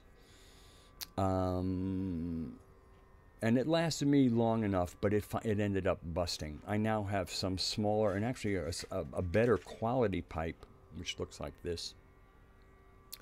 But I enjoy a cigarette. I enjoy a cigarette, and so, and again, you know, like some of you say, well, you know, why don't you smoke a wizard's pipe? Because because I prefer a cigarette, and I'm not worried about the trappings of pretending to be a wizard, because I don't pretend. I just am who I am, and wizard is part of my self-description. And what that means is when people get to meet me, they know. I mean, you can kind of figure it out a little yourself, but it's a legitimate descriptor for me. And but since it's genuine and authentic, I don't necessarily need trappings. The way I dress is the way I like to dress, and this is how I like to dress. And the fact that it kind of ends up making me look wizardy works. I mean, it's really interesting when we think about, like, you know, what is a wizard? You know, part of where we're going to go is we're going to go to Disney and mainly Hollywood. I mean, much of the fiction works, like let's say of Merlin, you know, the whole Arthurian cycle. A lot of people might not have read the Arthurian cycle, but they might have seen Excalibur and any number of Merlin-related Hollywood stuff. And then, you know, what Disney did with like the Sorcerer's Apprentice. So much of the public perception of what a wizard is from fiction. And so I've just, you know, to me, the best fiction, if we want to call it fiction, technically it is fiction, is Lord of the Rings.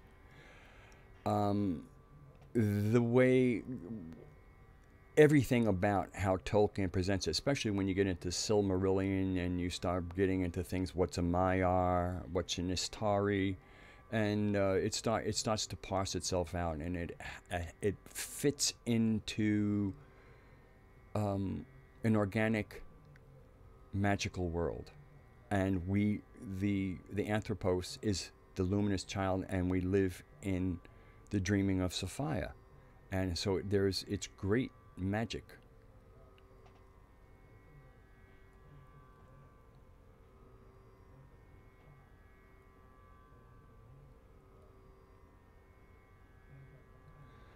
Well, I have to admit, when people, Rufus, you say, why do cigarettes smell so good? Most cigarettes smell like shit to me, because most people smoke cigarettes, they don't smoke tobacco.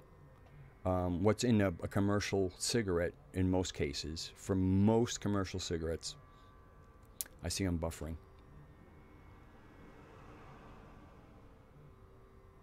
Okay, most commercial cigarettes I call tobacco product.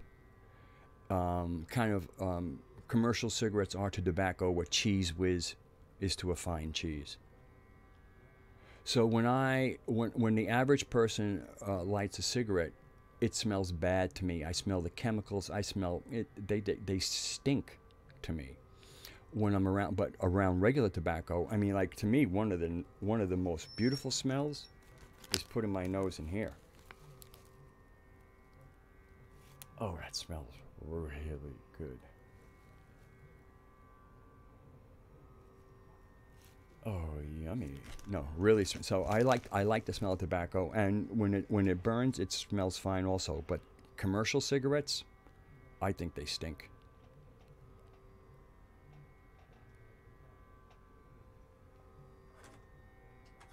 And they actually, I actually have trouble breathing around them, because all of the toxic chemicals are kind of, you know, I feel my bronchioles closing down. They want, it's like, close down. Don't take that shit into our system. I mean, regular cigarettes are fucking toxic, man.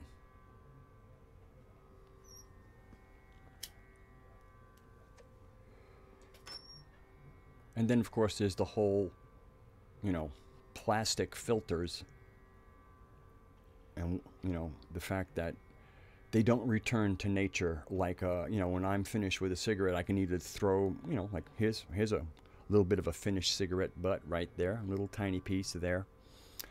But usually when I'm outside, occasionally I'll throw it there, because the rain will break that up in a second. But like when I'm in lawns or other thing than that, what I do is I knock off, kind of like this is lit, I knock off the lit part, then I rip that in half, dump the tobacco out, and then take each of the two halves and rip them into halves, and so they kind of fall like almost like flower petals. So the tobacco is no longer encased, and it break. You know, it's almost already returned to the environment. But cigarette filters just lay there and lay there and lay there and lay there. And when you think of how many millions of cigarette filters are produced daily, it makes you want to cry a little bit.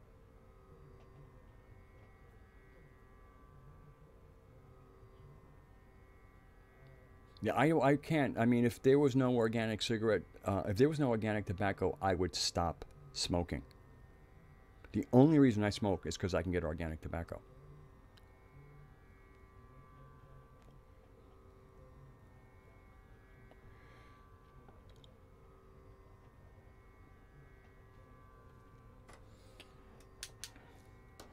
So let's see if I can get it. Okay, I want to kind of, as we're coming down to the end, I want to get back to my title here. And part of it was I'm gonna get out of the chat so I can kind of focus on it. So wisdom, agape, and autism. Please notice how I spelled autism, because in many ways I feel that there is awe, AWE, in autism, in a natural world. And one of the reasons why it's kind of near and dear to my heart, besides being an Aspie, is especially in the last video John put out. I don't know, it's maybe going on 2 weeks. He had just had an experience, and he was still mythophrenic when he put the mic on. And he said it was probably the first time he didn't use the word, he used other words. So you could call it a mythophrenic fugue or something. But he was still in a post encounter state, and that a lot of I certainly know what that's like. And John might have orders of magnitude more, but even if it's identical to mine, talking while in that state is challenging. And it wasn't the first time that he mentioned that our planetary animal mother, VV, Sophia, is autistic. And because he brought that out because he mentioned that to communicate with her, to get a good dialogue going, you kind of have to approach her like you might somebody who is autistic. Now, one of the things that really got, and I'd already had this spelling. I kind of got this hit about autism months ago. I've been playing with this word, but excuse me, in that last video John Lamlash did, and you can find it on Mandela Effect Decoded, Ginny Thwaite, and Hans Carlson. But what he mentioned was what it is like to be in her presence and in some communication, whether or not ideas are being thrown or you're just sitting in her love. And he was looking for a word, and then he picked the word that was sitting on my mental tongue, and that was the word awe. That the experience, that being with her is one of awe. Like I said, you can be into dreaming during the day, but it's when you get personal, when you get to kind of snuggle up to her, There's great awe in how we are received, the openness, the wisdom. So that brings us to agape, which I think is pretty interesting, because if you don't know that the word is pronounced agape, one might see the word agape, like how when one is in awe, they stand with their mouth agape. And that was something I had seen in that word a long time ago. And in many ways, the Greeks had three main words. They had another word that had to do with like the love a slave has for their slave owner, but we won't get into that.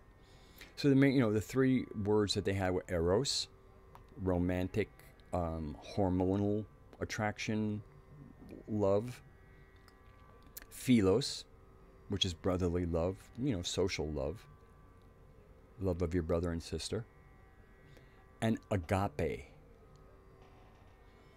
And agape was that is kind of like standing in the love of creation. And especially when you realize how much we are loved. And when you're, for personally, how much you are loved when you get into that contact. It is awesome.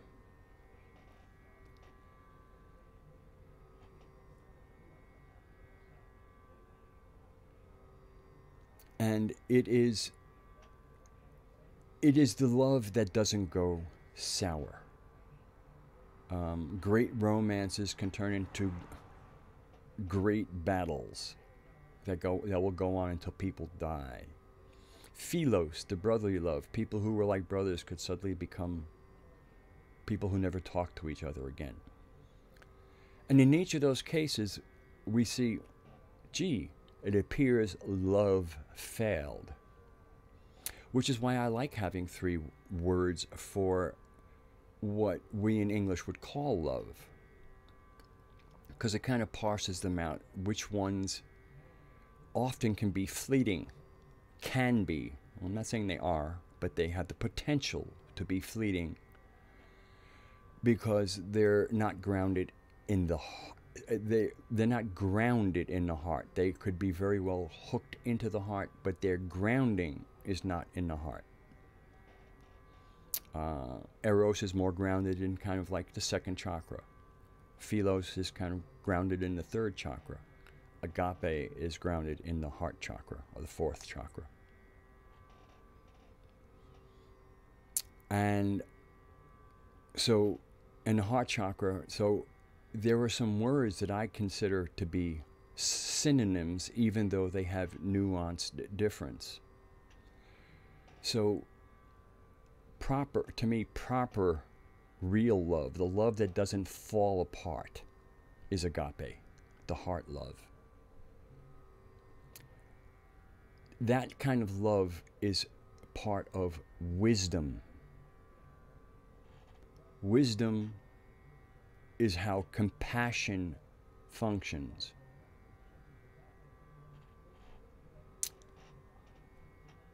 And compassion, empathy isn't as much about the heart, because there are a lot of people are quite empathetic, but not wise at all. So that goes to show that empathy and wisdom are not synonyms. Compassion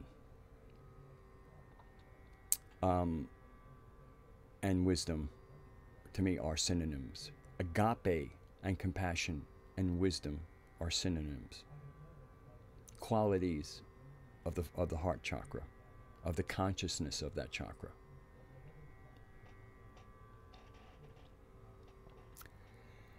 And much of what makes what kind of creates what can be considered sometimes the inappropriate or socially retarded behavior of autists, including the light spectrum autists, the Aspies, often has to do with being connected to spirit, the spirit of this earth, to wisdom, to agape, to compassion. But especially in the joy of it all. So there's an inherent happy dance. There is inherent, the universe loves me, and aren't we all there? And so then you go out into the world behaving like we're all kind of plugged into that, and then you find out there's a lot of grumpy people out there. They're not taking a direction from their heart. They're taking direction from the herd around them. And it's not an either-or scenario. You know, you want to absolutely be taking a reading of your environment. You want situational awareness of your social setting. But autists are just kind of plugged in a little bit more to mother and in her dreaming. So if you're kind of walking around in the dreaming, a little bit like the fool in the tarot, and then you start bumping into all these other energies, a lot of times, you know, it can be jarring. But there's something I feel quite wholesome about Awe-tism. And it's only because, you know, again, to be Krishnamurti, I'm going to mangle this, you know, being well adjusted to a profoundly sick world is not a sign of mental health. And autists are not naturally tuned to a profoundly sick world. They're actually naturally tuned out of the profoundly sick world. And then when they enter into that profound sickness, it gets ugly. Meltdowns occur. And meltdowns are, when anybody has a meltdown, breakdown, or anything, that's when we all really, go to shit. During I don't care who you are, if you go into meltdown mode, you got nothing to pull from. You're just, you're just a big blubbering jelly. And so when if you're like kind of like in one tuning, it's 432 going into the world of 440, and you're being picked on for tuning in 432 because you go for all that woo-woo shit, blah blah blah blah, you get made wrong, blah. So there is something, and so for me, that when you're tapping into our Creator, when you're tapping into the planetary animal mother, the plenary sovereign intelligence, you feel that love, you feel the awe of it. You drop into awe. You drop into agape,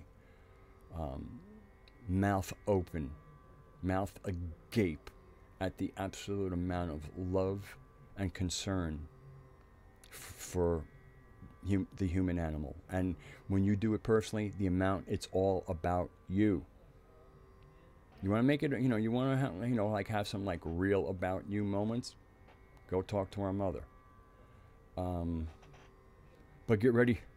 Just, you'll get the love, but if there's anything that needs attending to, you will be told out of love. I've definitely had instruction from the Dakinis and Vivi herself, more from the Dakinis than her. And even when it kind of comes like, like with a little bit of a wallop, it is so love. You can just feel it. It's about correction. It's not right or wrong, especially since now we know that right means ritual, and there's lots of things to go there. There's about, being in the flow, in the Tao. So following, what the correct, there's the way, which is, that's what's correct, and then there's error. And it's like making a mistake in a song. You made an error, so let's correct that. You correct it, and then the song is all nice and Taoy. We have Gnostic-y and Taoy. And so that's kind of like how I was tying together wisdom, agape, and autism. But I mean, getting back to John Lash and his mythophrenic telling of his experience with Savaya on Infinity Ridge in Spain. And where he kind of reiterated about her being autistic. And that's when I just like saying, yes, but when we get to like the awe of agape, which is a form of wisdom, wisdom is her name, that of course she would be autistic. Of course she would be autistic. And because we're in awe, she's awesome, she's autistic. All right, that's my little spiel. We just hit 11 o'clock, which is normally my signal to start winding down. I have not paid one whit of attention to the chat. That's how I'm going to go into the chat, and that's how we're going to take this stream out. All right, I don't know how much catching up I have to do.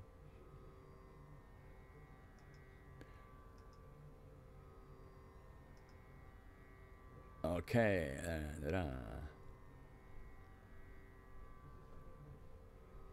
Yeah, Callan, yeah, it is. Your body does inflame. I mean, so much of the additives to our food, our water, and including tobacco, create inflammation.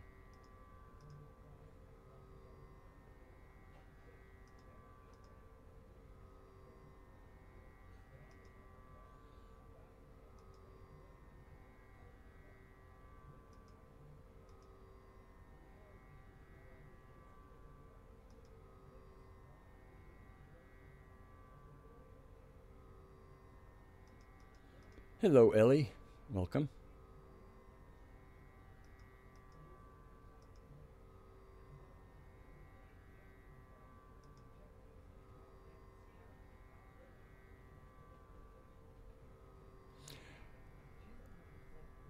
Mytho, you brought up. I have to admit, when I first got exposed to Keck, before Donald Trump got elected president, and then I looked into it, I totally agree with you that you're convinced that the Keck, well, I wouldn't call it the. I'm just talking about Keck. It was part of the narrative. I completely agree.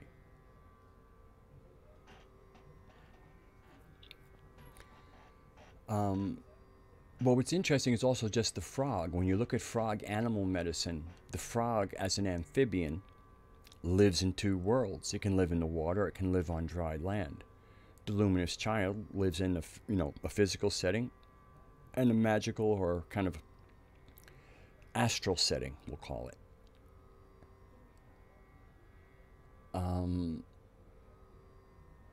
And so just the fact a frog to me was like such a perfect animal totem for a for the the dual world living anthropos. And then there was the whole thing of the creative and positive aspects of chaos, especially when what is in place on the earth right now is the archontic system. And the last thing we want is a coherent, strong archontic system. So for the world, again, this is not the planet, this is not the earth, the world, the archontic world, the fictional construct that we live in. For the world to be thrown into chaos is to offer the ability for then from chaos for it to reform. So I saw kind of great, the energy of transmutation, where taking down the old so that there is an opportunity to create a new kind of coherence. And it really did open up the whole. To me, it really opened up the whole thing of memetics. And a person who was one of the YouTube context creators who made a lot of videos about memetics and Keck was Styx Hexenhammer. He really got into that, and memetics is powerful magic because it's used in advertising too. So when you see, it's used all over the place. It's definitely a powerful way of creating narratives. And so yeah, I've always felt a certain affinity for Keck. And I liked the humor that was attached to much of the Keck thing. And I like humor. Okay, I see Callan has a question there, so I want to get to his question.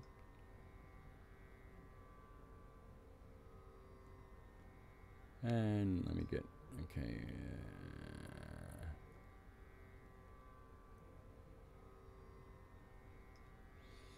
Okay, Callan asks, and this is a very, very applicable question for anybody.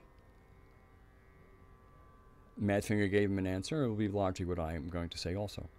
But Callan asks, any guidance for entering into conversation with Vivi?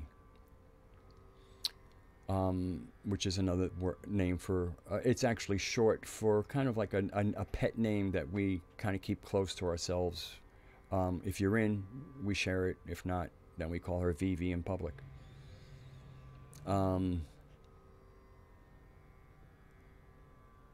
So entering a conversation, I'll just translate it into Sophia. I haven't had any confirmation of direct connection there despite inviting it. There, in many ways, it's really interesting. The invitation is a good way to start, but the Aeons and the Witches are not the most formal group. Much of the formality in magic that many of us have kind of gotten into us comes from Hermetic magics. And since Hermetic magics all tie back into the demiurge, ultimately, there's a certain amount of respect me. The Dakinis and our mother do not demand respect. They want love. They want you to acknowledge them. If you don't respect them, then, chances are they might ignore you a little bit. But there's no demand for respect. It's a relationship. And there, of course, there's there's difference between the respect that friends have and then, respect your superiors. She's not, as we understand the word superior, she's our creator. She's our mother. So in many ways, and I think that the little hint that John Lash gives about her being autistic, it's almost like you need to enter into her world. And some of it is just, sometimes you just need almost kind of just go up and grab her and let her know you're hugging her. And the communications are sometimes more pictures. You might have gone in and say, I'm waiting, I don't hear anything, and then you kind of go about your day and you get these little downloads. And then you realize that the conversation that you were having before you went to sleep and you didn't get any answers on, all of a sudden that conversation is happening now in its own way. It happens in synchronicities. It's really just kind of, there's I guess a language there. I mean, sometimes I'll have amazing communion with her, and other times it's fairly quiet.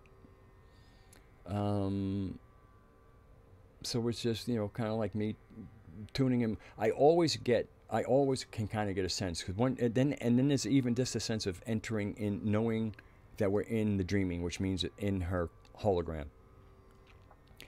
But not really.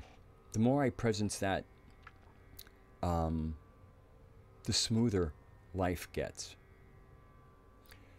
But I can say, Callan, just you just stay with it, and I can feel her at all times. I can feel the difference, and sometimes there are different ways of kind of immersing ourselves, like create like almost like a journey into her. I do different techniques. Some techniques produce incredible bliss. Some, create decent dialogue. I have to admit, the biggest dialogue, or I should say, the biggest picture communication, and kind of like it's almost like being taken on a magic carpet and look at this. It's kind of like look at this or that. I mean, it was kind of in a shorthand. Was when John and I were talking about doing shows together before he got busy. And so I had approached her. I said, I want instruction on how to be with John Lamb Lash for our show, to optimize it, to make it good. Give me some instruction. And instead of getting instruction, I got kind of taken on a tour, or kind of insight on who John Lamb Lash is, who he is to her, how he has performed, and even some private information. And private means it won't be stated publicly.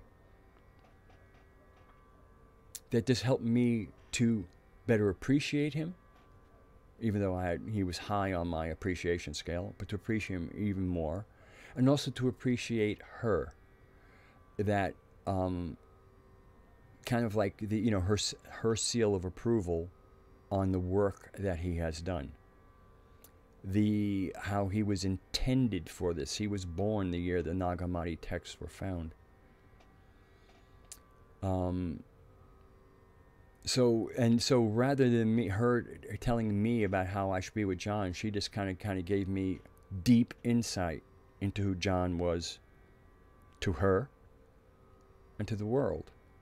And that information then would allow me to interact with John in a to me in a optimized fashion. And I can't say that I remember anything like in the way of language, although I got a lot of telepathy, kind of.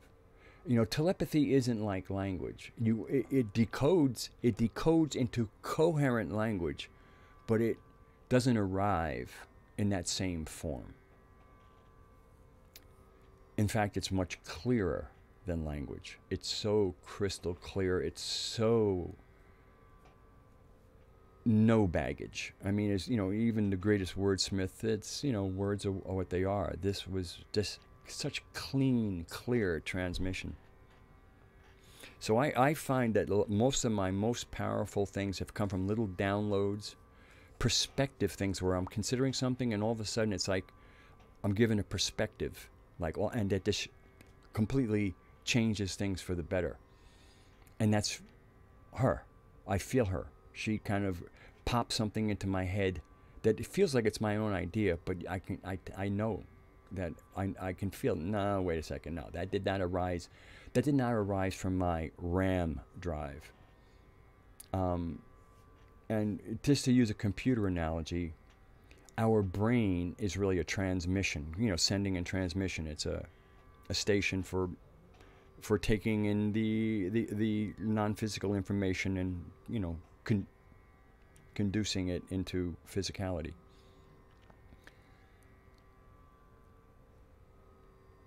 Where's it going? So basically, yeah, a lot of to me the communication that she uses most is kind of telepathy. She does use language. I've had language from, I mean, a sentence, but I mean, to get a sentence from her, for me, again, John has his own experiences, but it's gotten to the point where I don't look, I guess I'm not looking to talk to her like necessarily like I talk to other people. All I can say is what Matt Finger said. You're designed to engage her. Trust your own. He said it so succinctly, and I'm all over the place. Trust your own intuition.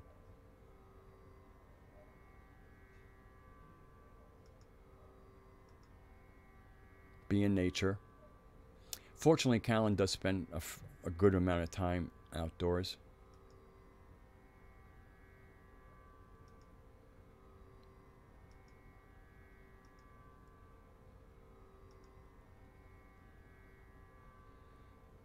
Okay. One of the problems when you don't keep up with the chat is it kind of, then it starts jumping on you. Oh, hey, RC. Good day.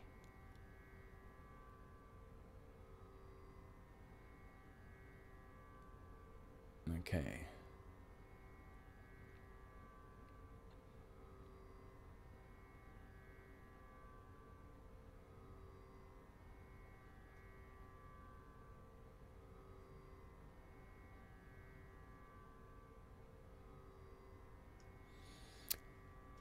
Not an amateur question, Maya. I've never heard of Brother Panic.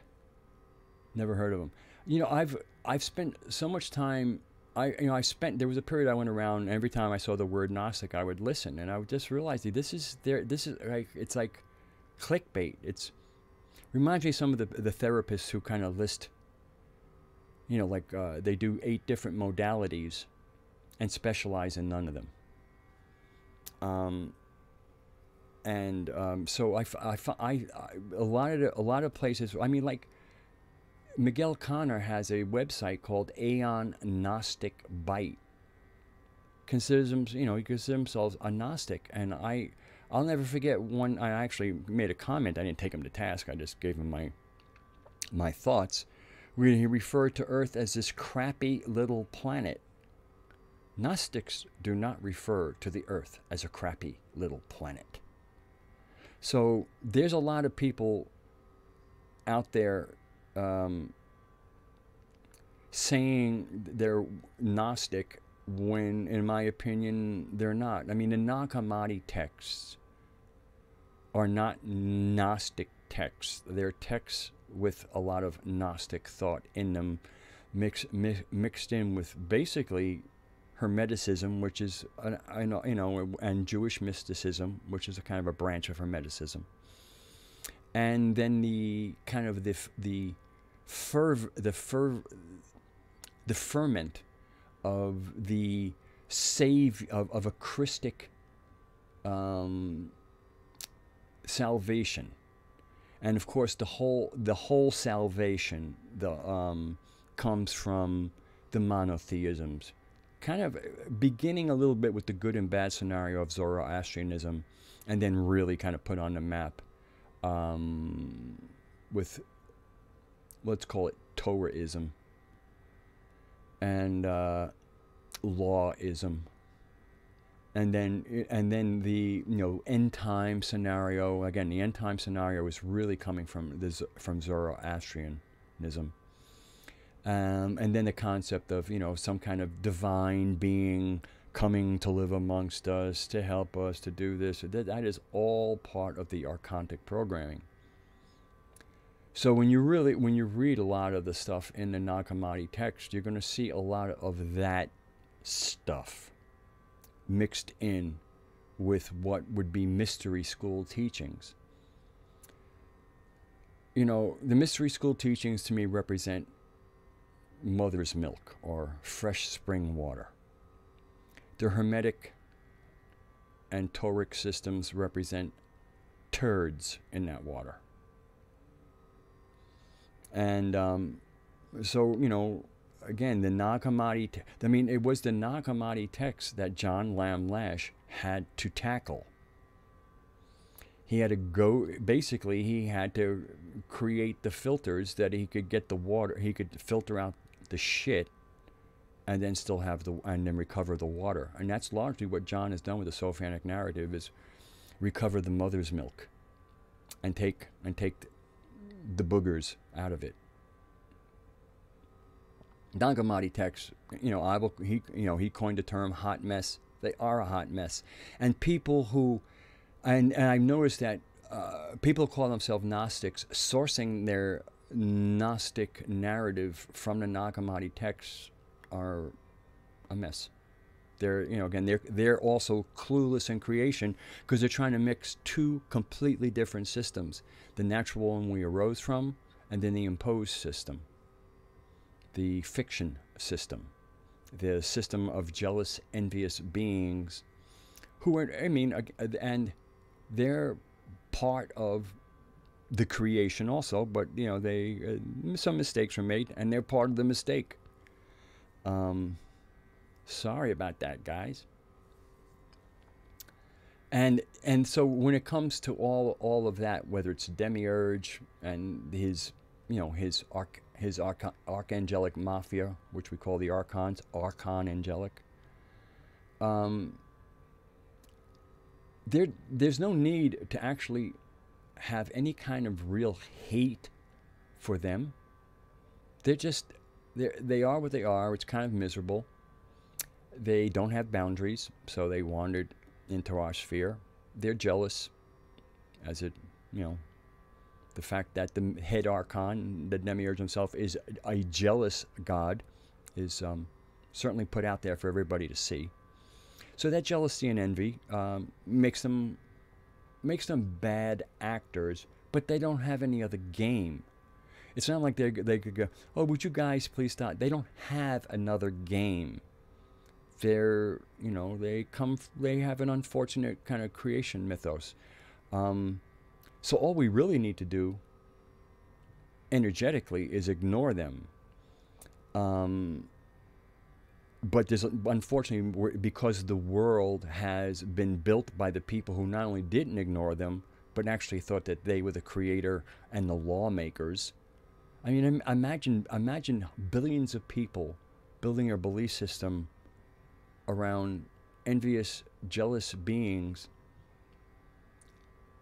and then giving a system that works for them and not for us. Billions of people are in that. And then even the people who have left the religion still haven't unplugged The whole heaven and hell scenario is all part of that nonsense. Matter of fact, I even found myself questioning where I said, it was actually when I made a very profound connection with our mother, and was sitting in real bliss, and I think the word, this is absolutely heavenly, came into my mind, and it was kind of like reaction, like, heaven? You know, don't, you know, and then I realized that, you know, this, the concept of heaven, not the heavens, but this, you know, this, the place where the good people go, the people who have been righteous and followed the law and blah, blah, blah, blah, and all the rest of that gack and vomit. That's where, you know, the good, it's like, you know, that's where the good students go to heaven. And the rest, you know, get their knuckles rapped for the rest of eternity. I mean, what a fucked up concept. Seriously, what a fucked up concept. But it's one that, you know, that has been plugged in, and so that's why we can. It's you know, the time to ignore them was when they first were being dealt with, and I would like to say, you know, kind of from a programmed way, I would say, oh, you know, thousands of years ago, with the fuckery in the timeline. I'm quite sure that the word thousands of years might apply in that it's, you know, over 1,000, could even be over 2,000. But when it comes to when this garbage inserted itself onto our planet and then created its own world, of course, it would, you know, again, you have a bunch of people who are not used to much anything other than tribal skirmishes, you know, kind of like imagine two bars going out and, you know, having at it. But two bars having at it in the street is not organized warfare. You don't devote all of your, or huge portions of your economy and your actual human being, flesh and blood, to a war machine. That is a completely archontic concept. And it just, when you see how ugly that behavior is and just how deleterious it has been in just what we can see, you can realize this couldn't have been going on for countless thousands of years, because the earth would have been destroyed already. It's not as ancient.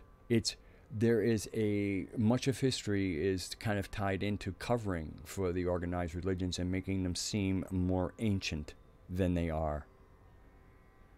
So that lends a certain amount of credibility. It's been forever. What are you going to do about it?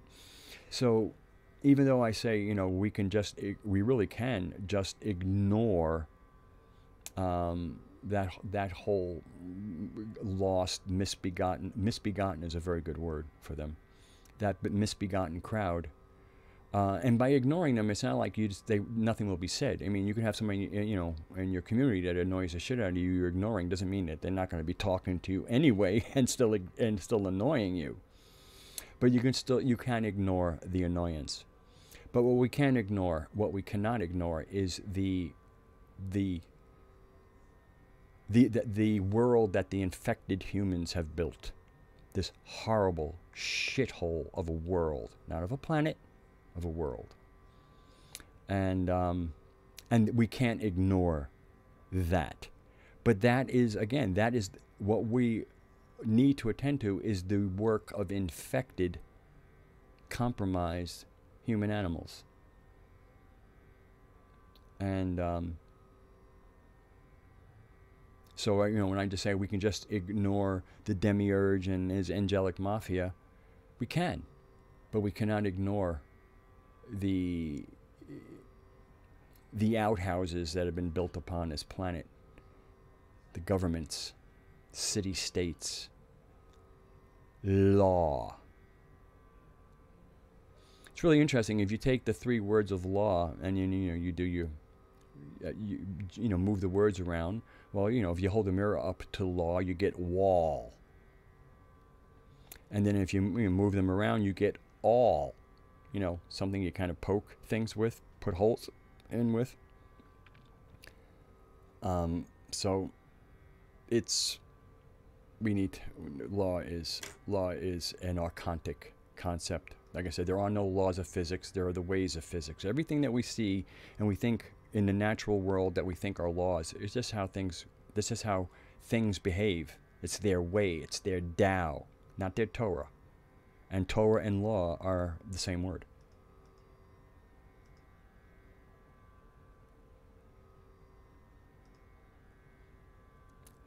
Callan asks, when people feel they're in communion with God, do you suspect that they're really communing with Sophia? I can't. Given what I hear from certain people when I come away, at least people who are part of organized religions, a lot of times I would say no. I'm not going to say all the times. Sophia's kind of always looking to get it for you to get her in there. But I mean, I can only speak for myself of pre being exposed to the narrative. Back at 17, leaving the Episcopal Church, the disconnection, the period of atheism that I went through, finding Tibetan Buddhism, listening to their God concept, which was certainly far more approachable than the Abrahamic description, or even the Zoroastrian one, especially as it came down. I think originally it might not have been so much, but that whole battle at the end of time between good and evil, that is like so, oh please, yeah, it makes good fiction, it makes a good story, it's exciting. So I just I mean, and then the other thing is, the takeaway is, how do you know you've been in contact with Sophia? Because her name means wisdom. So have you been in contact with wisdom? And so when I hear a lot of other people and they've had their communion and what it was like, it sounds emotional. It doesn't sound like wisdom. And again, when we're talking, I mean, when I'm talking about emotional as opposed to like lower chakra things, as opposed to the awe of it all. A lot of people are I felt connected to everything. What you want to feel connected to is the earth. And once you connect with the mother and what she's connected to, then you connect through her. Plus we also, we can even make our own connection to the Paroma, but that's, it's kind of like, that's the regional office. The home office is right here on earth.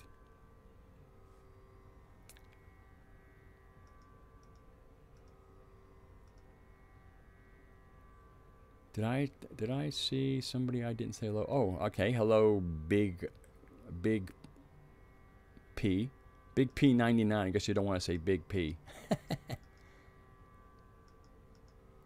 Good night, RC. All right.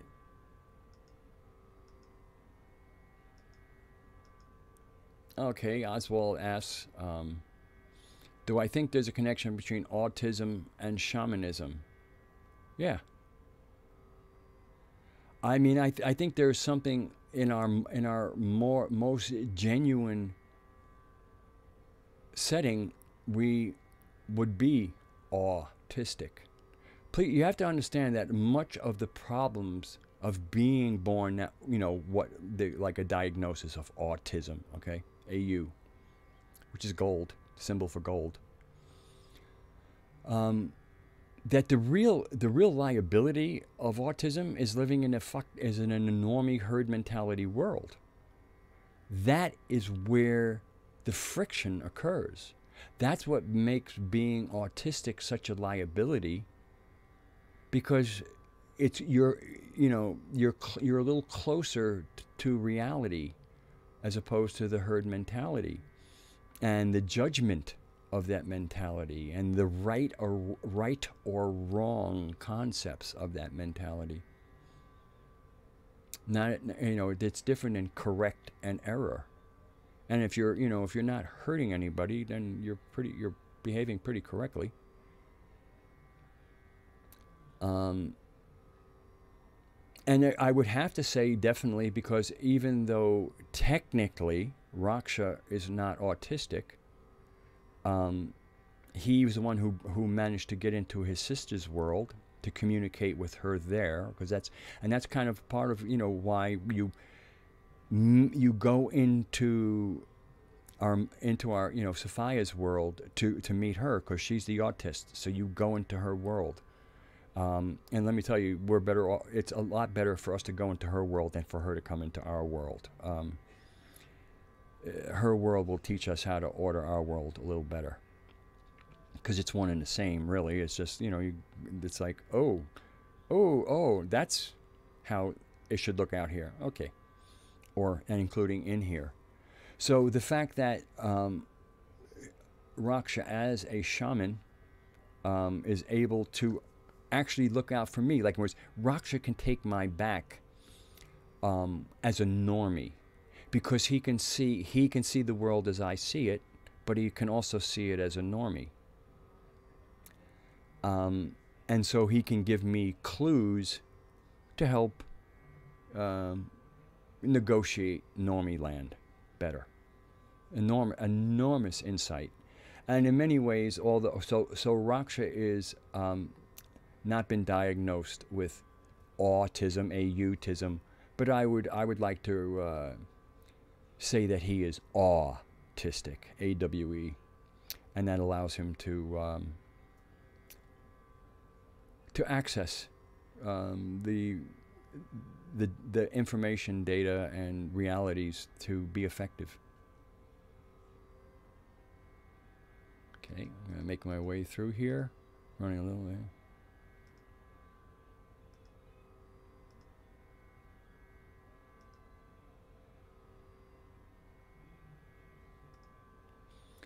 I'm not sure if I'm going to answer your question correctly, Maya. You said, so there are more core texts or a broad indication. I mean, basically there is the Sophianic narrative. I have links in every live stream to 2 Lisa Harrison interviews she did with John Lash, where he really lays out what the Sophianic narrative is.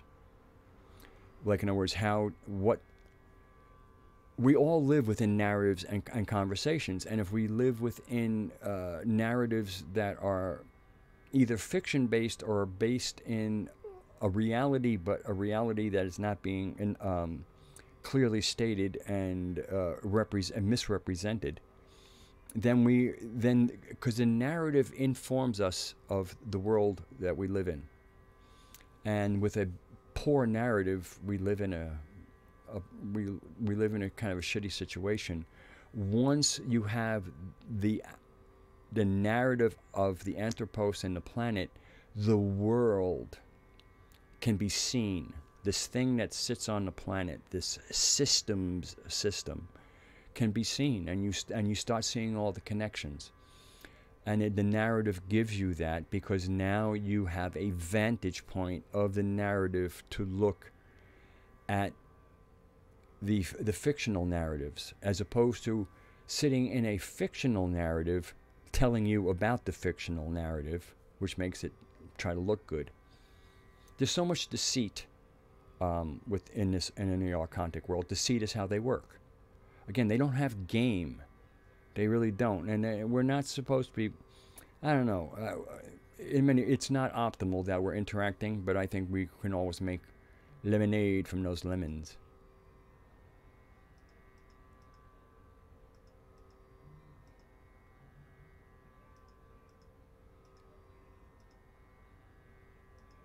So I said hello to the big P99.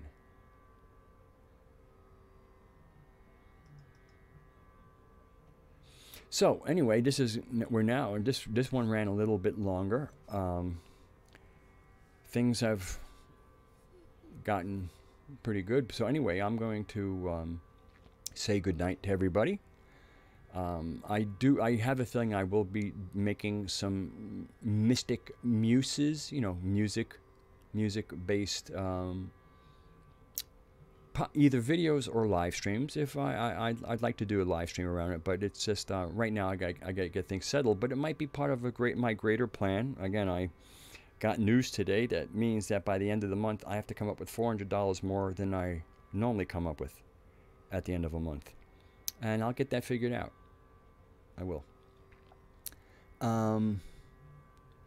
So anyway, yes, old Yaldi.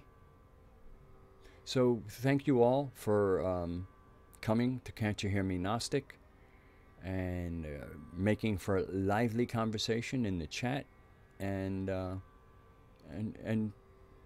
gifting me with your attendance. So I'm going to stop the stream at this point. Okay, that's hit stop streaming.